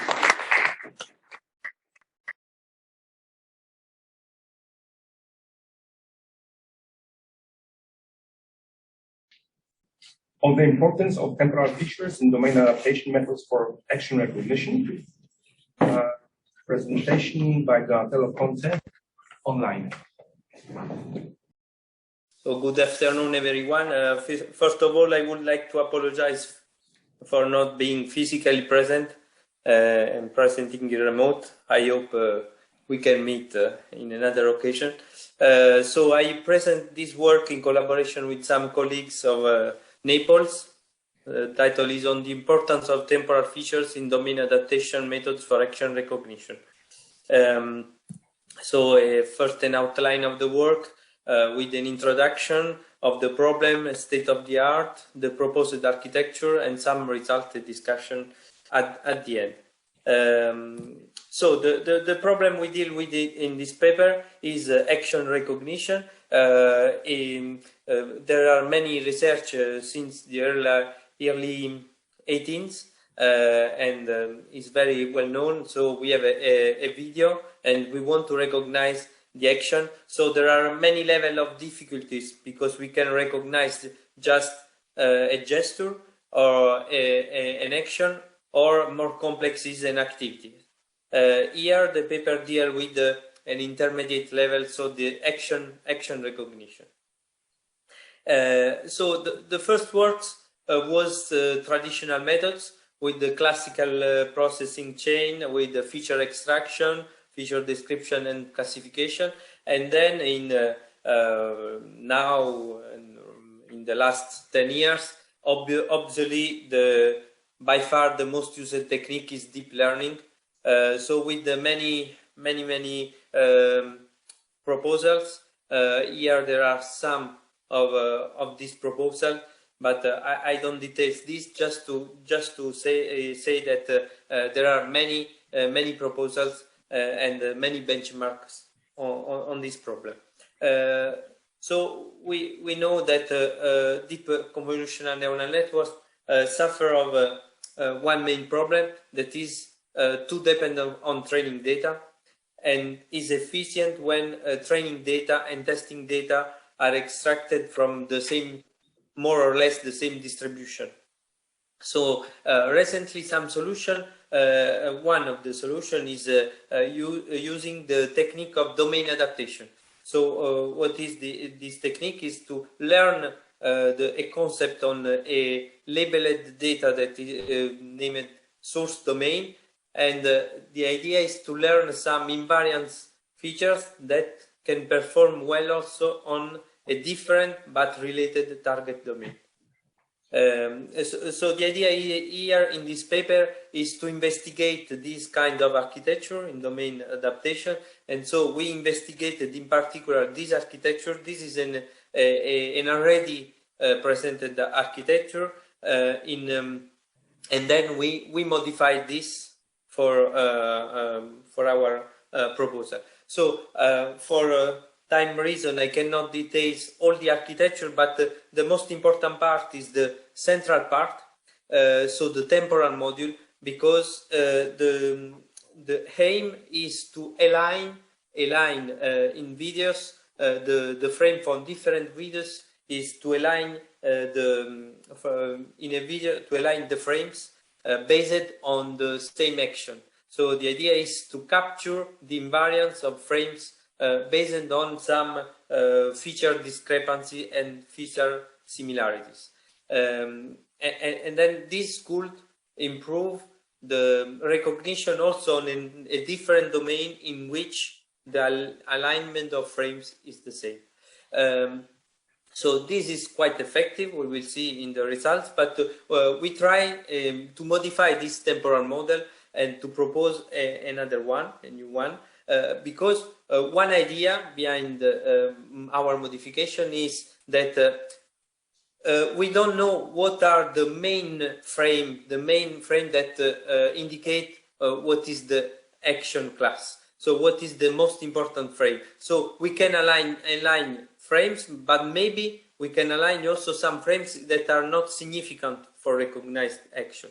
So our idea is to transform this with another module. And so we use another module replacing this that use a shifting between frame in order to capture a relationship between features in the frame. So if we go in some details of this module is called temporal shift module. This is also an existing module in the literature. Our proposal is to use this in another architecture. So this is not the original one. The temporal shift module exists, but is never used in this kind of architecture for domain adaptation. So the idea is we have at the left part of this slide a video, the feature description of a video, and the temporal part is on the rows.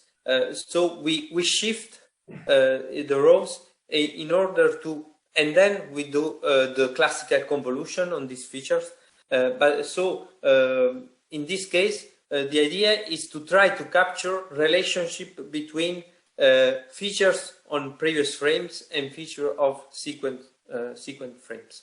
So this is the idea, and so for the general architecture, if I go again on the architecture, so we replace the existing module TRN with this module called TSM temporal shift module.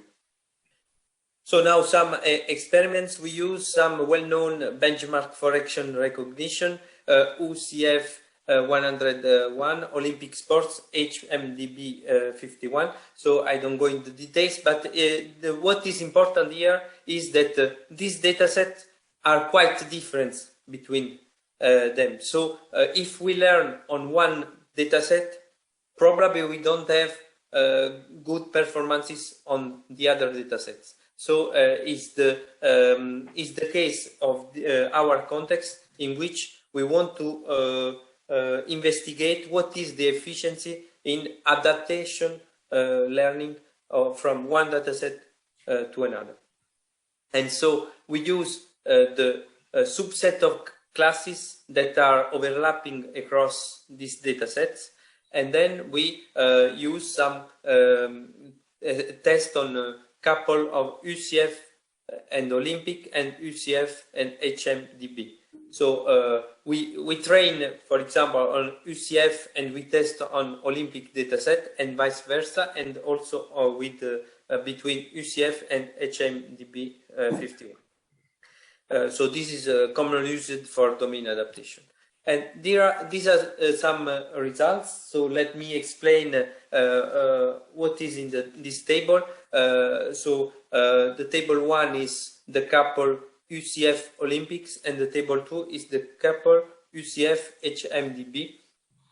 And the row are the experiments on source only. So we train on first data set and we test without any adaptation. The second and third row are the domain adaptation case.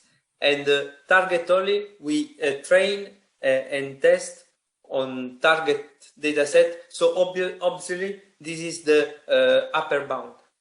This is the upper bound. And the second row is the existing architecture, and the third row, TSM, is the architecture we present here.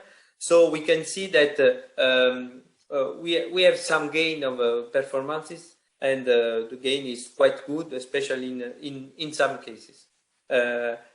So in both cases, domain adaptation can improve the performances to transfer learning from one domain to another. But furthermore, with this proposal TSM, we have some gain, further gain, in performances. And so to conclude, we investigated this problem, domain adaptation, in the context of action recognition, and we see that temporal part is the important part in this architecture. So we tried to replace one module with another, and it seems from experiment that this improved the performances.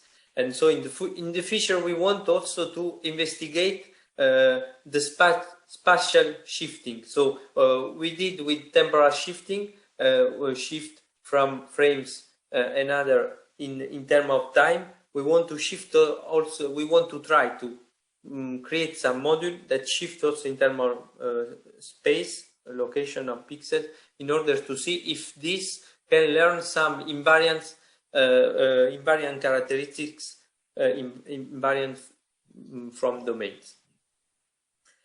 So this concludes my presentation. Question for you. Do you evaluate the feature matching? How accurate it is between frames? This is the first question. Then, please, can you reveal the size, the scale of those 3 data sets that you use for your tests? And the third question is, very small. Did you try your algorithm for real world problems, like you have your own data set, you annotate videos, behaviors indoors or outdoors, and you test your system on those data? Yes, I understand. No, yes, I tried also only this data set that, yes, are quite similar. So the appearance is quite different, but you're right, these are the same situations, are for example, all in outdoor, So it could be interesting, yes, to investigate also when the distribution is very different. So the appearance for indoor, outdoor, and some other situation. Yes, but I did. Okay, I see. Thank you. Thank you very much.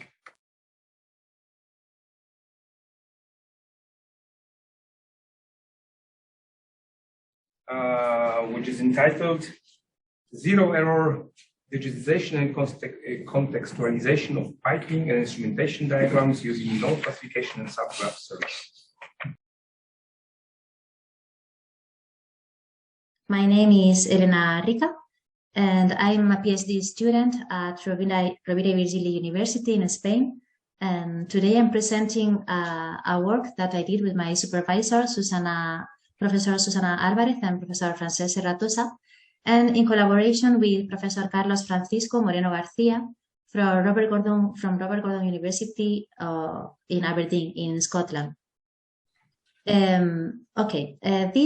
This work is related with diagrams, with piping and instrumentation diagrams.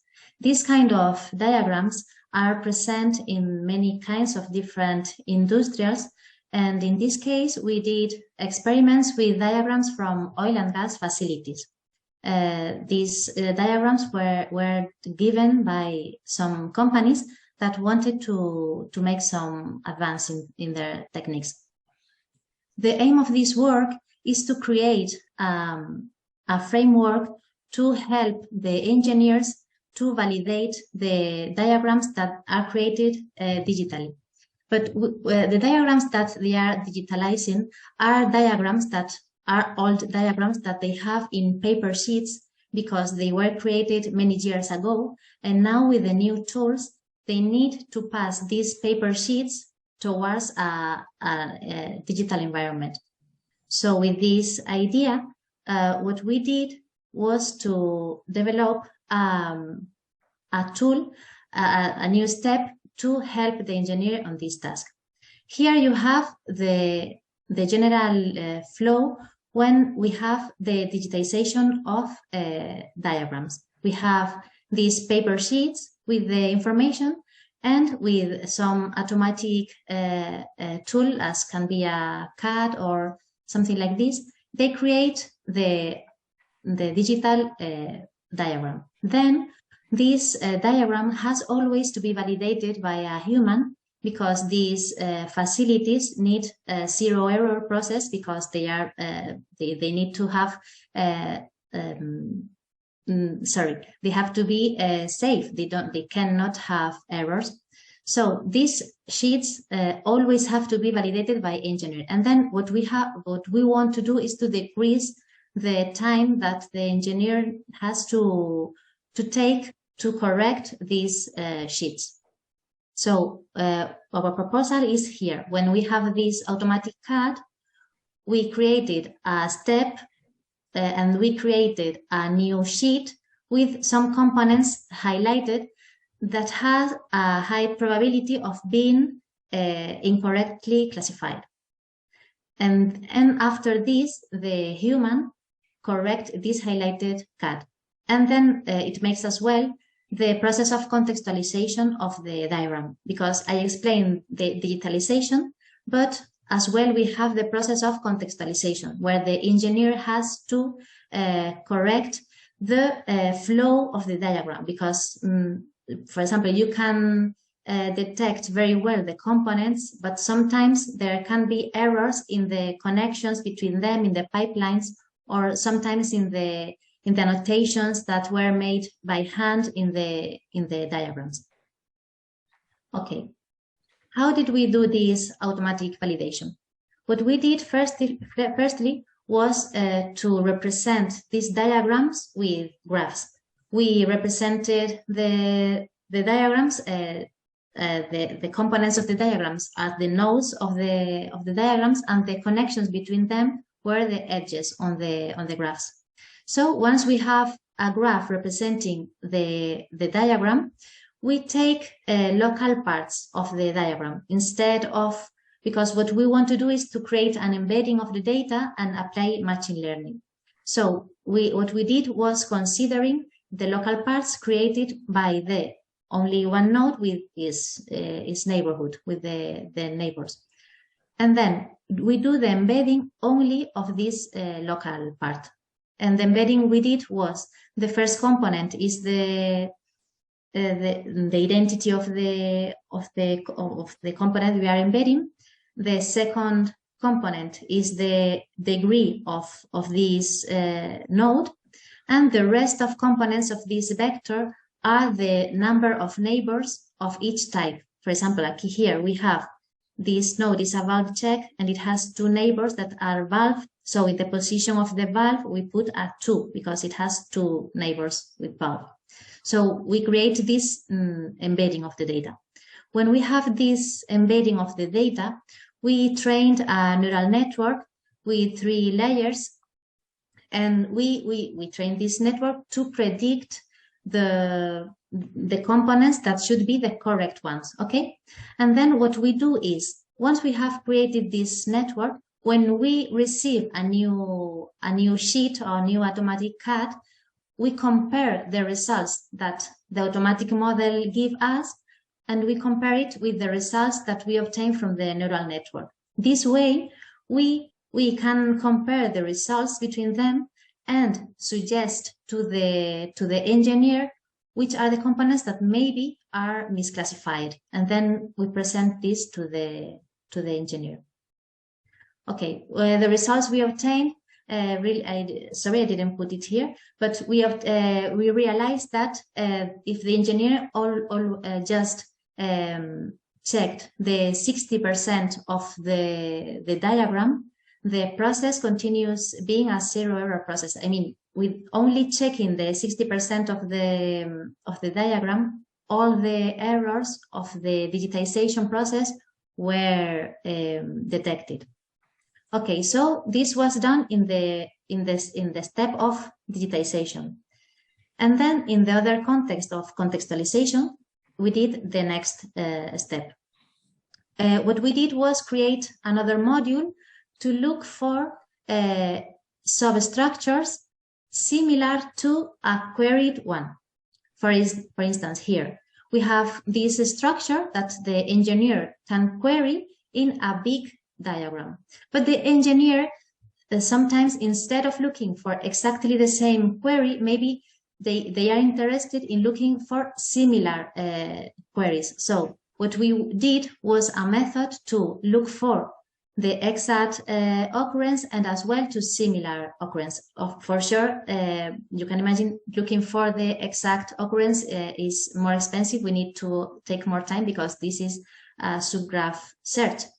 So when we were thinking about this, we had the question of what does mean really similar, no? Because we realized that depending on the graph matching method that we use, and as well depending on the costs that we defined, because we use the graph edit distance to do this process. As we can see here, when we use the fast bipartite algorithm, the results were like very not connected graphs. But with this belief algorithm, we always found a connected graph. But it's true that we know that depending on the costs that we give to the graph edit distance, the results are one way or another way.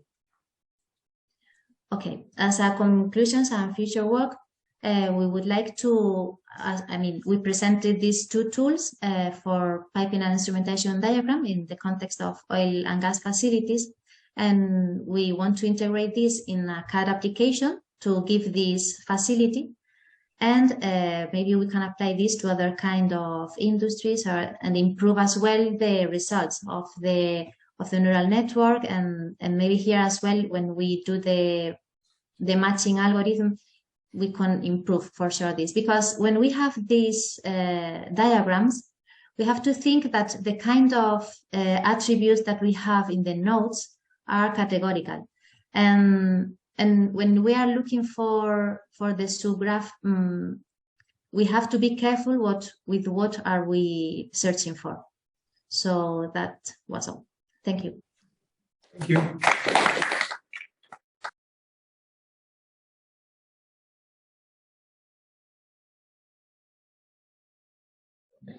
refining attention GAN using attention on attention network is going to be presented by Vishal online. Hi everyone, my name is Naitik and I am part of the commission number 9154, refining attention GAN using attention or attention network. Our network tries to refine the improve attention in the attention GAN of the text-to-image synthesis in order to increase the quality of images generated. So attention and attention network is a attention GAN is a part of text-to-image synthesis, wherein we actually try to convert a text sentence into a possible image. Like suppose a bird with a yellow bird with black tail, yellow stomach, and black back would be pictured as in this. So GAN generally for generating such images we use GAN networks, and thus the modifications there have been large families of text to image synthesis, but we are more concerned with attention GAN, and we want to improve our attention GAN with modified attention function, mode seeking function for GAN loss, and just test it on a few data sets of Caltech birds and Microsoft Cocoa. Attention GAN, AOA is basically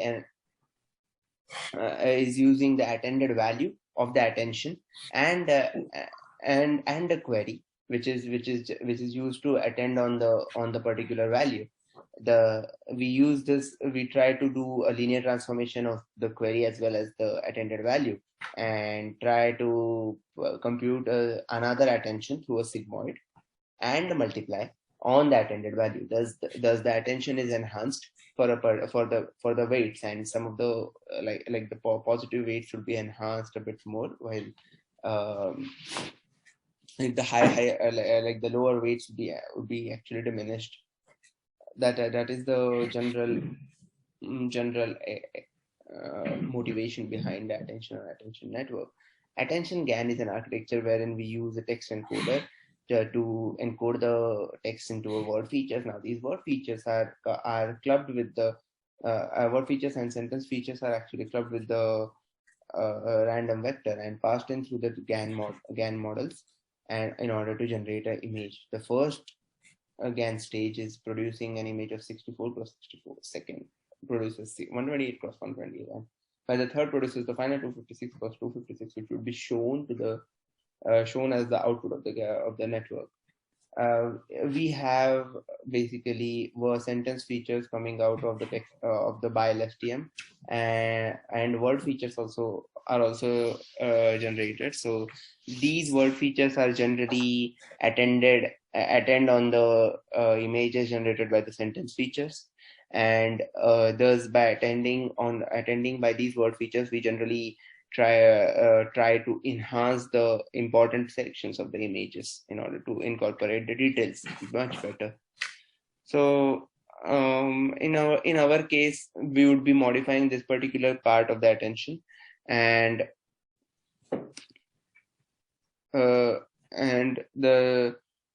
basically our module will be more like word attention and a global attention. Word attention, which is the original attention coming from the word features, and and we use the sentence vector again to attend on the generated image through global attention, and we pass this through an AOA network. So the query would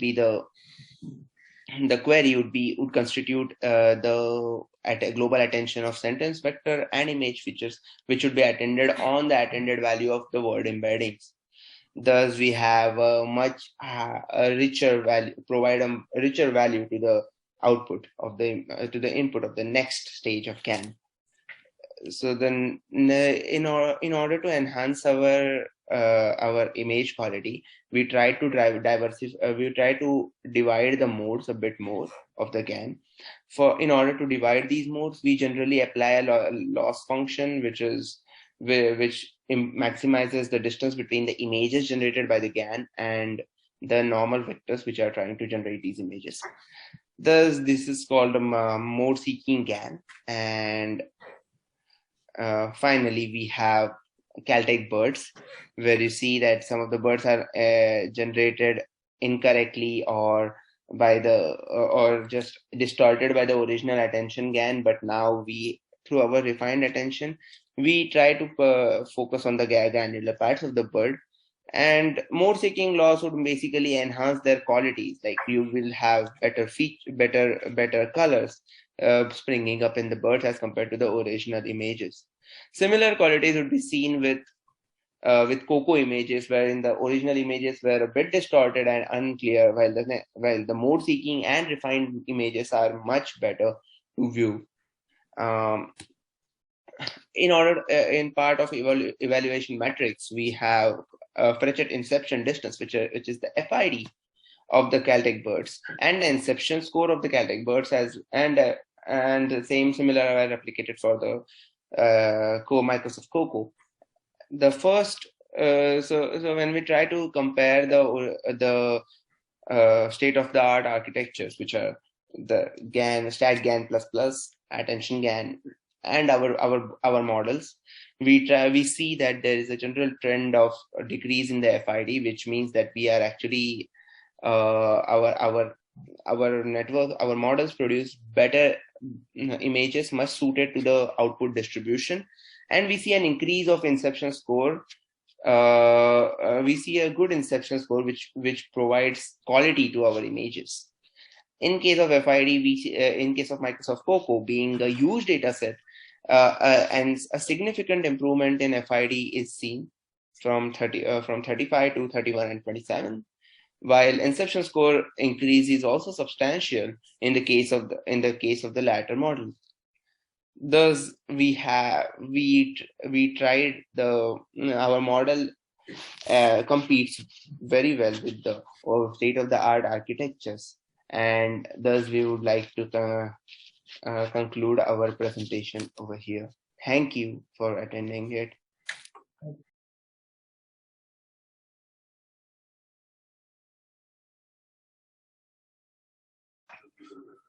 Next one is an auto-encoding-based anomaly method for detecting counterfeit coins. Hello, everyone. Thanks for attending my presentation. I'm Imam Boman Sawatwi, master student at Concordia University and the supervision of Professor Zachary. I'm here to present our purpose method for an auto-encoding-based anomaly method for detecting counterfeit coin detection. In this presentation, after introduction, I would like to speak about our dataset and how we choose this similarity criteria and how we use the autoencoder to detect the counterfeit coins from the genuine one. And after this, I'll just conclude my presentation. So, what is the image-based counterfeit coin detection? In this field of study, the researcher used the images from the coins and extract the features from the coin images and train them and make a model to be able to detect the counterfeit one from the fake one. And since the difference between the fake ones and the genuine ones is negligible, so this is going to be challenging for the researchers. And why this field of study is important. Nowadays, for example, according to CBC News last January, the police department of Ontario were mentioned that they informed that there is a lot of fake tunes in the market. And furthermore, we have a lot of rare and valuable and historical coins. And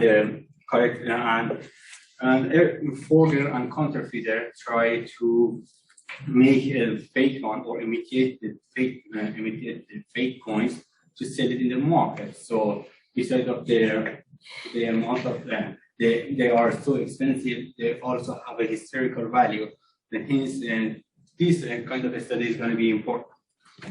So our dataset is a CENPARMI Danish coin dataset. All the images have been scanned by a robust 3D scanner in the previous study. For example, there is some sample of these some sample of our data set in the top row are all the genuine points in the 4 different years: 1990, 1991, 1996, and 2008. And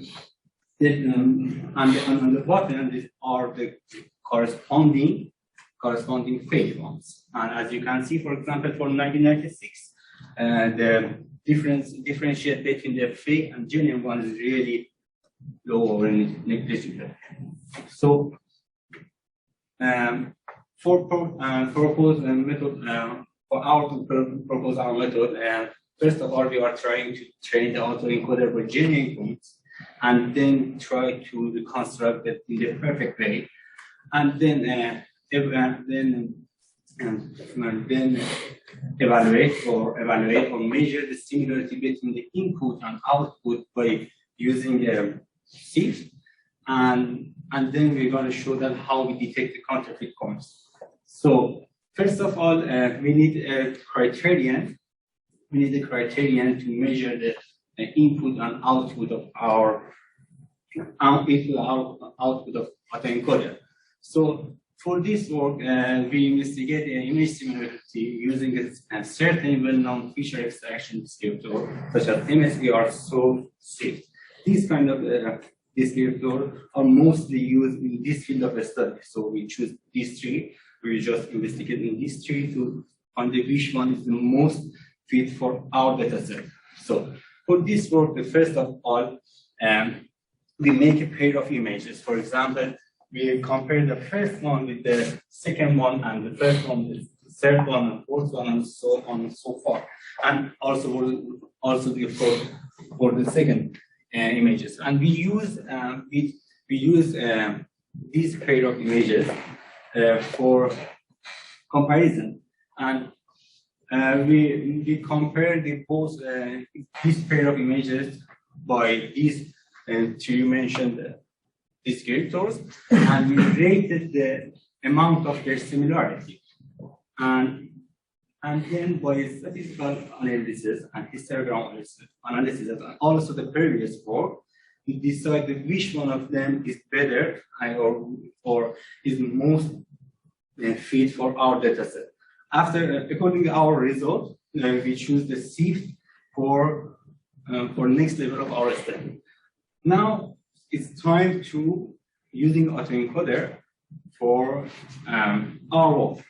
So first of all, we trained our autoencoder just by the genuine points, and it is worth to mention that we use certain layers to compress all the images to Latin, and then decompress all the image to out. So as you can see, this is better with the next slide. So this is one sample of our genuine points, and then after the reconstruction by our autoencoder, this is going to be our result output after training the system by genuine points. And we, as you mentioned, we use our selected criterion to evaluate or to measure the similarity of the input and output. Then, until now, we know that our system just trained by genuine points. It means that when the system is trained by genuine points, it just can reconstruct the genuine points. So for testing a system, we give the system one counterfeit sample, fake sample. As you can see, the system can't reconstruct the fake sample properly. And there is and we measure the differentiate between them by our mentioned descriptor. So this is the other, and this is our rest of result. As you can see, this column is genuine points in each separate year, and this is the output when the system is trained with genuine points.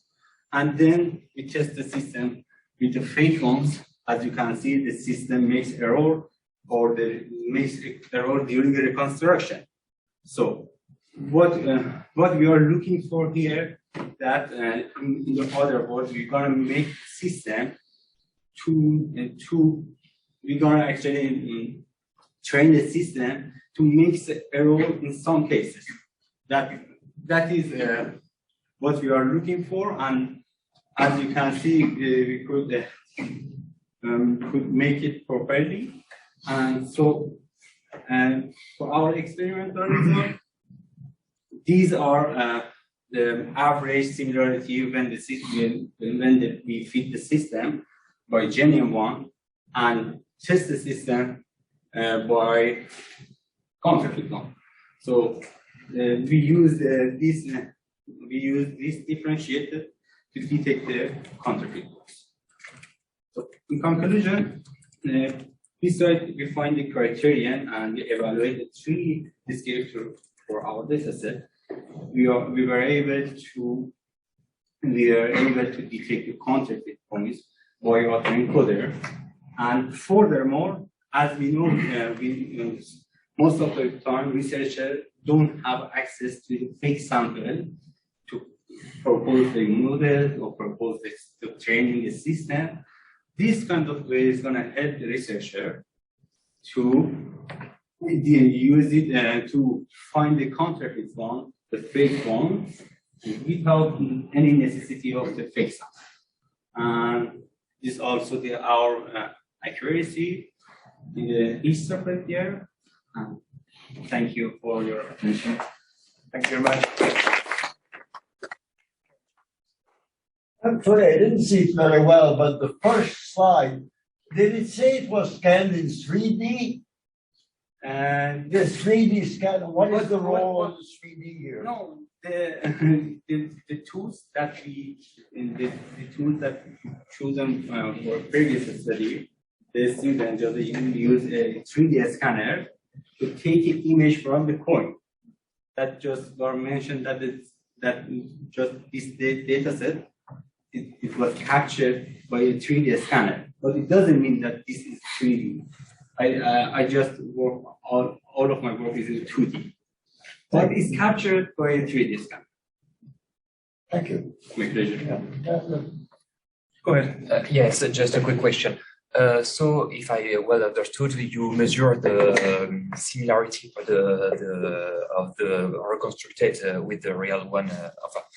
You detect if it's a counterfeit coin or a real coin, a genuine coin, by measuring the similarity in the pixel space using shift descriptor. Yes. Why not using, for example, more the latent representation space? Yes. There is a more way to compare the images. Okay? Yes. So because these descriptors, as I mentioned, is widely used in this field of study. Okay. So I just want to evaluate them, which one is the most fit for my Okay. Yes. Okay. For my.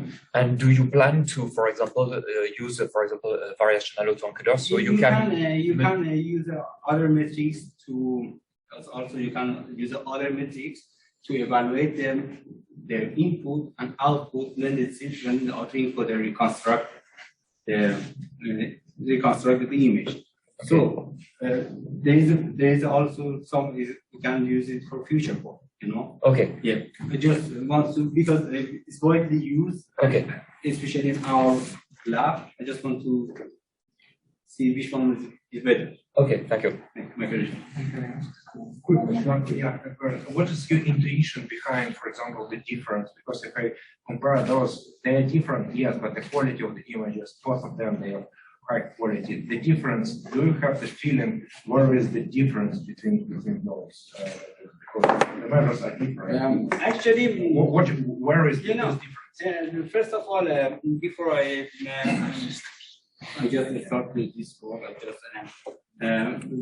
during the reconstruction, I have a lot of problem. I couldn't make the reconstruction in the best case in this scenario. Okay, so as you can see, it doesn't need to be measured by any criterion. Okay, but we need a criterion. We need a criterion to evaluate this system. You know, because of that, I choose a criterion. Otherwise, as you can see, there is a lot of difference between those output. This is output from the genuine one, this is output from the counter. And just I'm asking why I'm asking because the initial quality of both of them they're different, but the quality, image quality is all the images captured in this same place, the same situation, and the same size. That is used in the wording used in the previous study with other students. That's why I'm asking this. Maybe you know where is the difference. It's not that in image quality, it's something else, but that makes it different. Actually, I didn't get you very well. Sorry. If you mean that there is no difference between them? No, I mean that the quality of images, they look different. But the quality is... I just read it here and look at this one. This quality doesn't difference. The quality between one and this one doesn't difference. That was sometimes yes, the bad models you can see different, but sometimes they have very good quality. Because of that, I choose the average. Sometimes we have corrected with some points of correction. Actually, in my other part of the study, I just try to eliminate all the correction with the filter because sometimes you can keep all the images, all the data the same. You can have a very good quality if you spend like 90% of the value of coin to put the fake, so that like big amount. Or there's difference on the only 10% on the value because they are very good quality. That's why it will be more difficult. Just that's why I'm asking you. Maybe there is something where there is this difference. Good question. Thank you very much. Okay, thank you very much for your answer.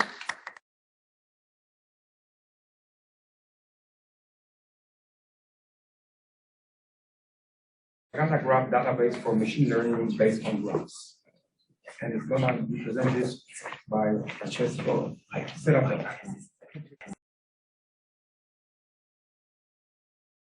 Good morning. So, present is a database that we have been using in my research groups. It's a very simple statistical database, but since using this database, we have published several papers that we could be interested to make it published, or if any other people would be interested. Okay, so the databases come from some images, other ones come from some drawings that are quite old. Okay. Palm prints. This is a 3D cellular family, this is 3D information that and all of them we have converted into a graph. Okay, and we have, because in my research group we have been doing research on graph matching and so on, and graph generation and so on for a while. Okay, so first I wanted to comment what's the typical correspondence between nodes in a graph. Okay, in a very simple. So, because in this database, what is special is that instead of having a graph that represents an element and its class, we have pairs of graphs. Okay, so given a class, what we have is the correspondence between all the graphs in this specific class. Okay, which is a correspondence? Correspondence is this. So given a node, okay, which is the node that corresponds to another element. This is an element is another one from the same class. Okay, this is the correspondence. Okay, it could happen that for instance here a node doesn't have any correspondence. Okay, or here. Okay, this is for instance the correspondence between two images. I don't know if they are shift or swerve. Okay, or for instance between two social networks. Okay, so this is the idea of the correspondence between graphs. So in our database we have these graphs classified and also correspondence between them. And this correspondence, we have generated this correspondence automatically or manually. So we have a ground truth. Okay? So this is what is special from this database. And we have been using this database for instance, graph generation, graph analysis, and graph classification. And for instance, here we have presented 3 papers in this congress. It's always nice that this has been one of the last papers, because you have seen these examples. And in these examples, it has appeared the idea of graph matching, and Elena now talked about this graph matching, finding the best correspondence, okay, between those. So, okay. Also, Elena Riga has commented about the graph edit distance, okay, which is the idea is to find the best correspondence between two graphs through some edit operations, okay? Given the nodes, given the edge, you can substitute, which finds the exact the correspondence. You can delete when there is no correspondence, or insert. Insert, which means that there's no correspondence, okay? These nodes and edges. So we have this information that has been generated, as I commented, manually or given an automatic system. Then, what do we have? In each database, which information do we have? Three sets of the graphs and also the correspondence in between these three sets. Remember that correspondence are between graphs of the same class. So, for instance, if the graph represents a letter, it hasn't sense to find the correspondence between an A and a D. But it has sense to find the correspondence between two A's. Okay? And also information on number of classes, number of nodes, and so on. Okay? So, what do we have? Here, I think there are each column here represents a different database, each column. I think we have more or less 20 columns. So they're completely different graphs and also different database, one with few classes, the other ones with only one class. Okay, different number of nodes and so on. Okay, so that's all completely different. One set of attributes is a real number. Attributes are categorical. Other that, for instance, the graphs is planar. Other ones that are not, from this information of proteins, which is not planar, and so on. They are completely different, all the graphs. Okay, from the reason we have been using in our algorithms. Okay, so we have all these graphs that have, all in all, we have more or less 20 columns of 20 different databases. Okay, so as I have commented, from here, so the idea is that we have original element that could be a known image. We generate a graph, for instance, here using surf or shift, I don't remember, or 3D or proteins and so on, and we have generated these graphs. And then we have generated this correspondence. Okay. Here what we have also publicly that you can have it as a MATLAB variable or Python. Okay. And also we have some functions to extract the information, to compare, to the classification and so on. So I think it's more or less prepared to be used. Okay, so this is very, very simple, as I commented, and 5 minutes. So this is the main conclusion. So the idea, the main difference we believe is that the fact of graphs have a class, and we are all having pairs of class because we need this correspondence, okay? And it hasn't sense to have a correspondence between graphs from different classes, okay? We have this ground truth, the correspondence, okay? And then it could be used for all types of different algorithms printed on graphs, okay? So that's all. Right. Thank you very much.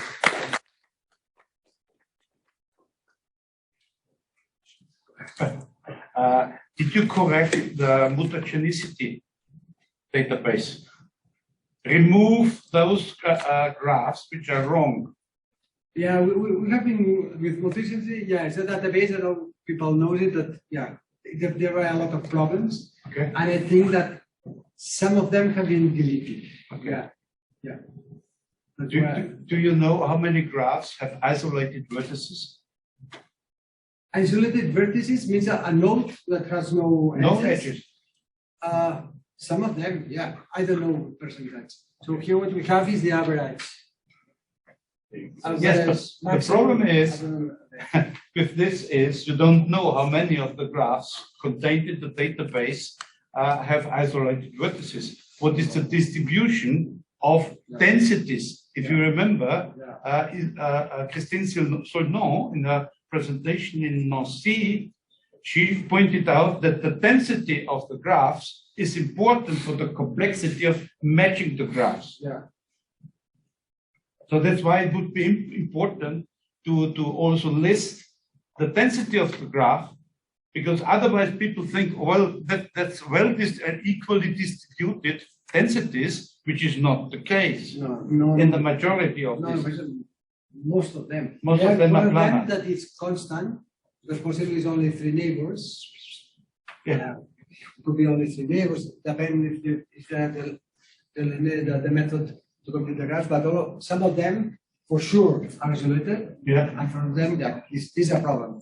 Okay. For example, here, that one, none of them are isolated, but you can find a node with a lot of connection. No, the problem is known because all graphs which has more than 100 vertices, the vertices above 100 have been removed because they had only 2 digits for the annotation. So, this is a known error in the database. So that's why I think it is important to remove those which do not make sense in this context. I think it would be interesting to add information about, well, doesn't matter here, adding much more information about, for instance, the percentage of nodes with 1, 2, 3.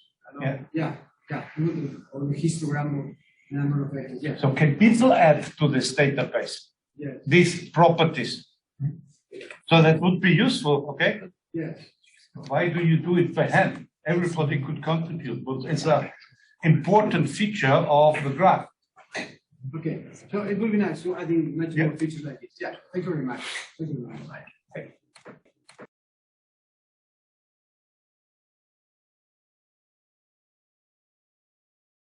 And now we have the last presentation today and at the workshop. Human description in the wild. Description of the scene with ensembles of AI models. Presentation given by Vincenzo Gattulli. Okay, hi everyone. My name is Gattulli Vincenzo. I am a PhD student in computer science in University of Bari, Aldo Moro, Italy. Today, I would like to talk to you about the experimentation carried out and reported in the specific paper called Human Description in the Wild, Description of the Science with Ensembles of Artificial Intelligence Models, supervised by authors reported in this slide. This work is supported by the Italian Ministry of Education, University and Research with the PRAIN 2017. Bullybuster project, a framework for bullying and cyberbullying action detection by computer vision and artificial intelligence methods and algorithms. Humans can easily describe the content of an image, while it is a very complex task for a machine. Automatic understanding of an image context called affect social relationship, mitigating and preventing bullying and cyberbullying situations. Image on children, for example, smartphone children, code contains violent action that describes could be filtered and annotated through the keywords. We have many contributions. The first is develop an artificial intelligence algorithms that allows a machine to understand the sign from shown in images. Provides of each person a description of clothing, gender, age, and action performed. Improve the state of art for each previously named model, and our social goal is to help with mitigation, bullying, and cyberbullying action. This slide will show the architecture of the proposed system. Subsequent slide will go into more details about each models. The output of these models will make up the final natural language description. First step of our system is open pose estimation. First, open pose makes it possible to locate the joint point of the human body, face, and limbs. The first step is predicting body and face key points. The second step in this phase is the approximation of bounding box for face and body using key points. We can see an example in the specific slides.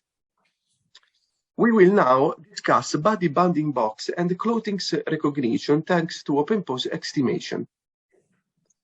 Recognition is performed on the body bounding boxes generated in the previous step.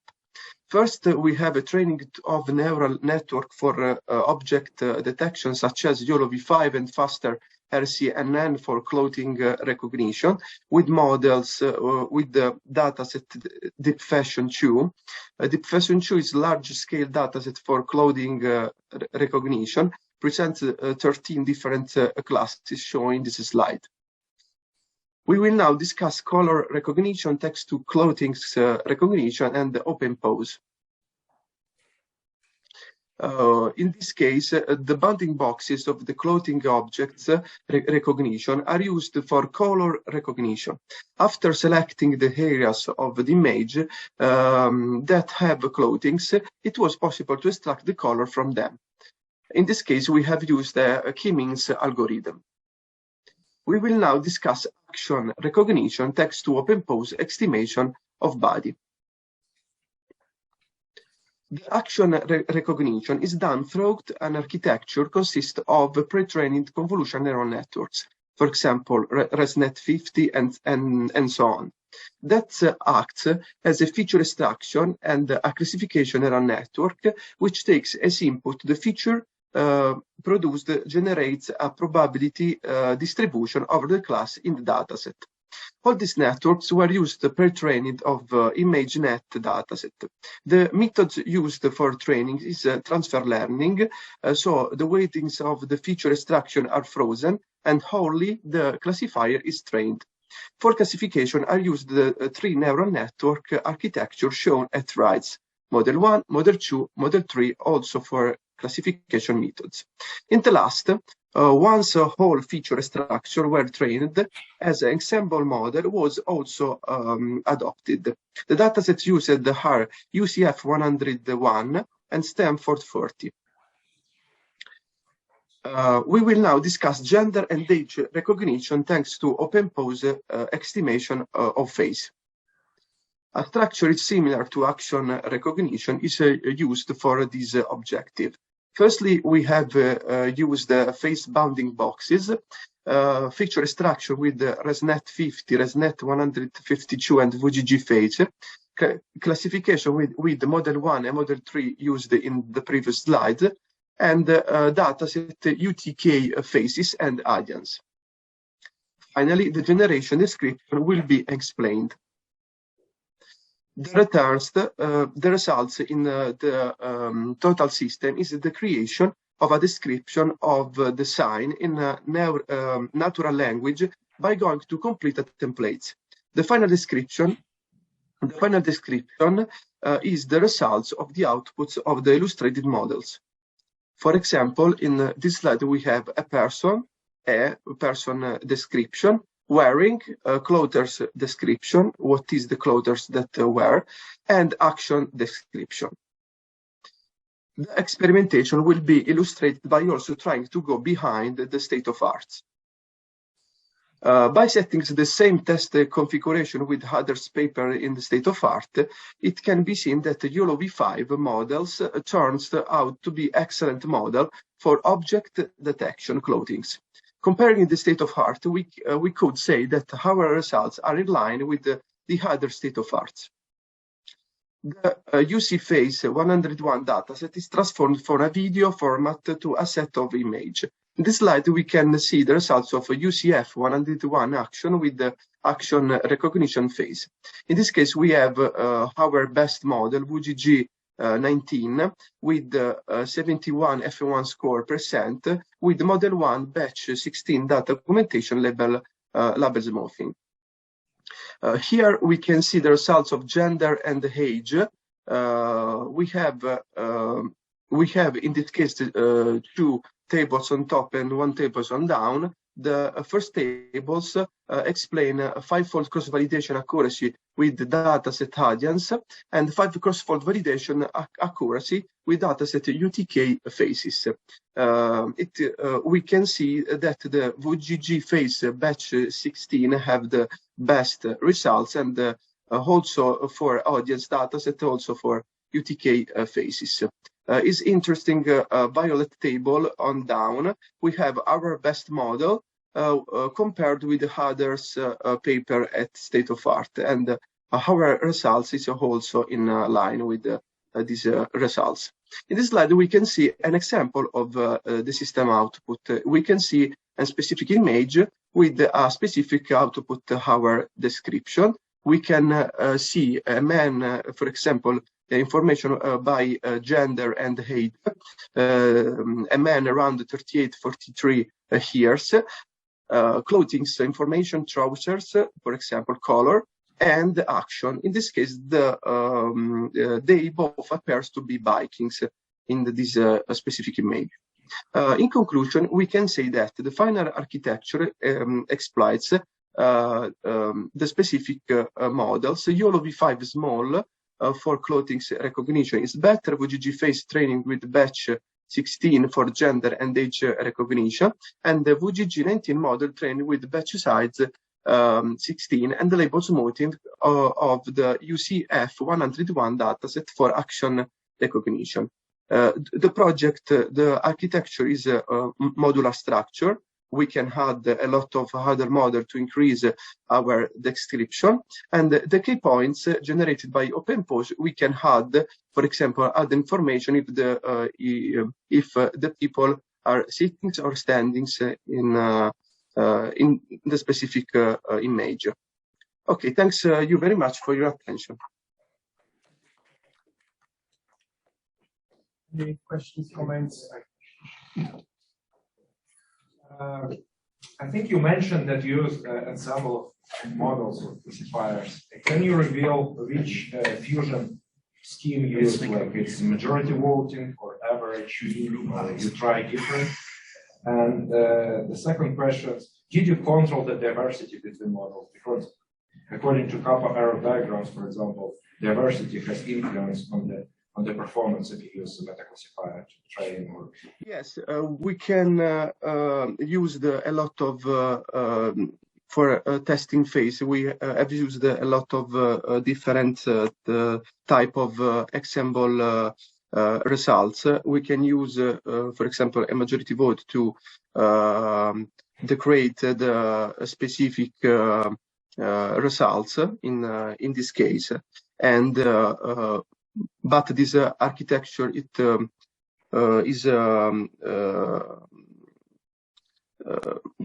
born now, but there are a lot of other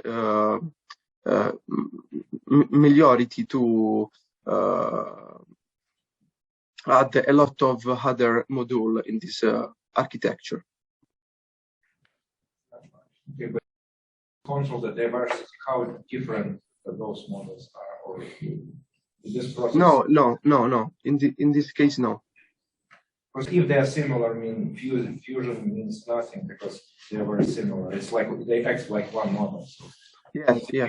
If you have ensemble, it's better to have diversity. Yes.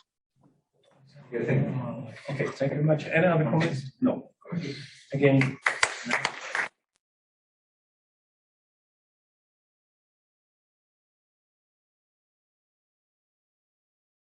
Letting conclude our session and conclude the workshop. But please wait, Professor would like to have closing words and remarks. Well, thank you very much for attending the workshop. I think it was a great success. Looking at the audience here, we still have a lot of people, and especially during the talk by Professor Bengio. So thank Nicola once more. Volunteers who have been helping. And we thank the audience, of course. Oh, arrivederci.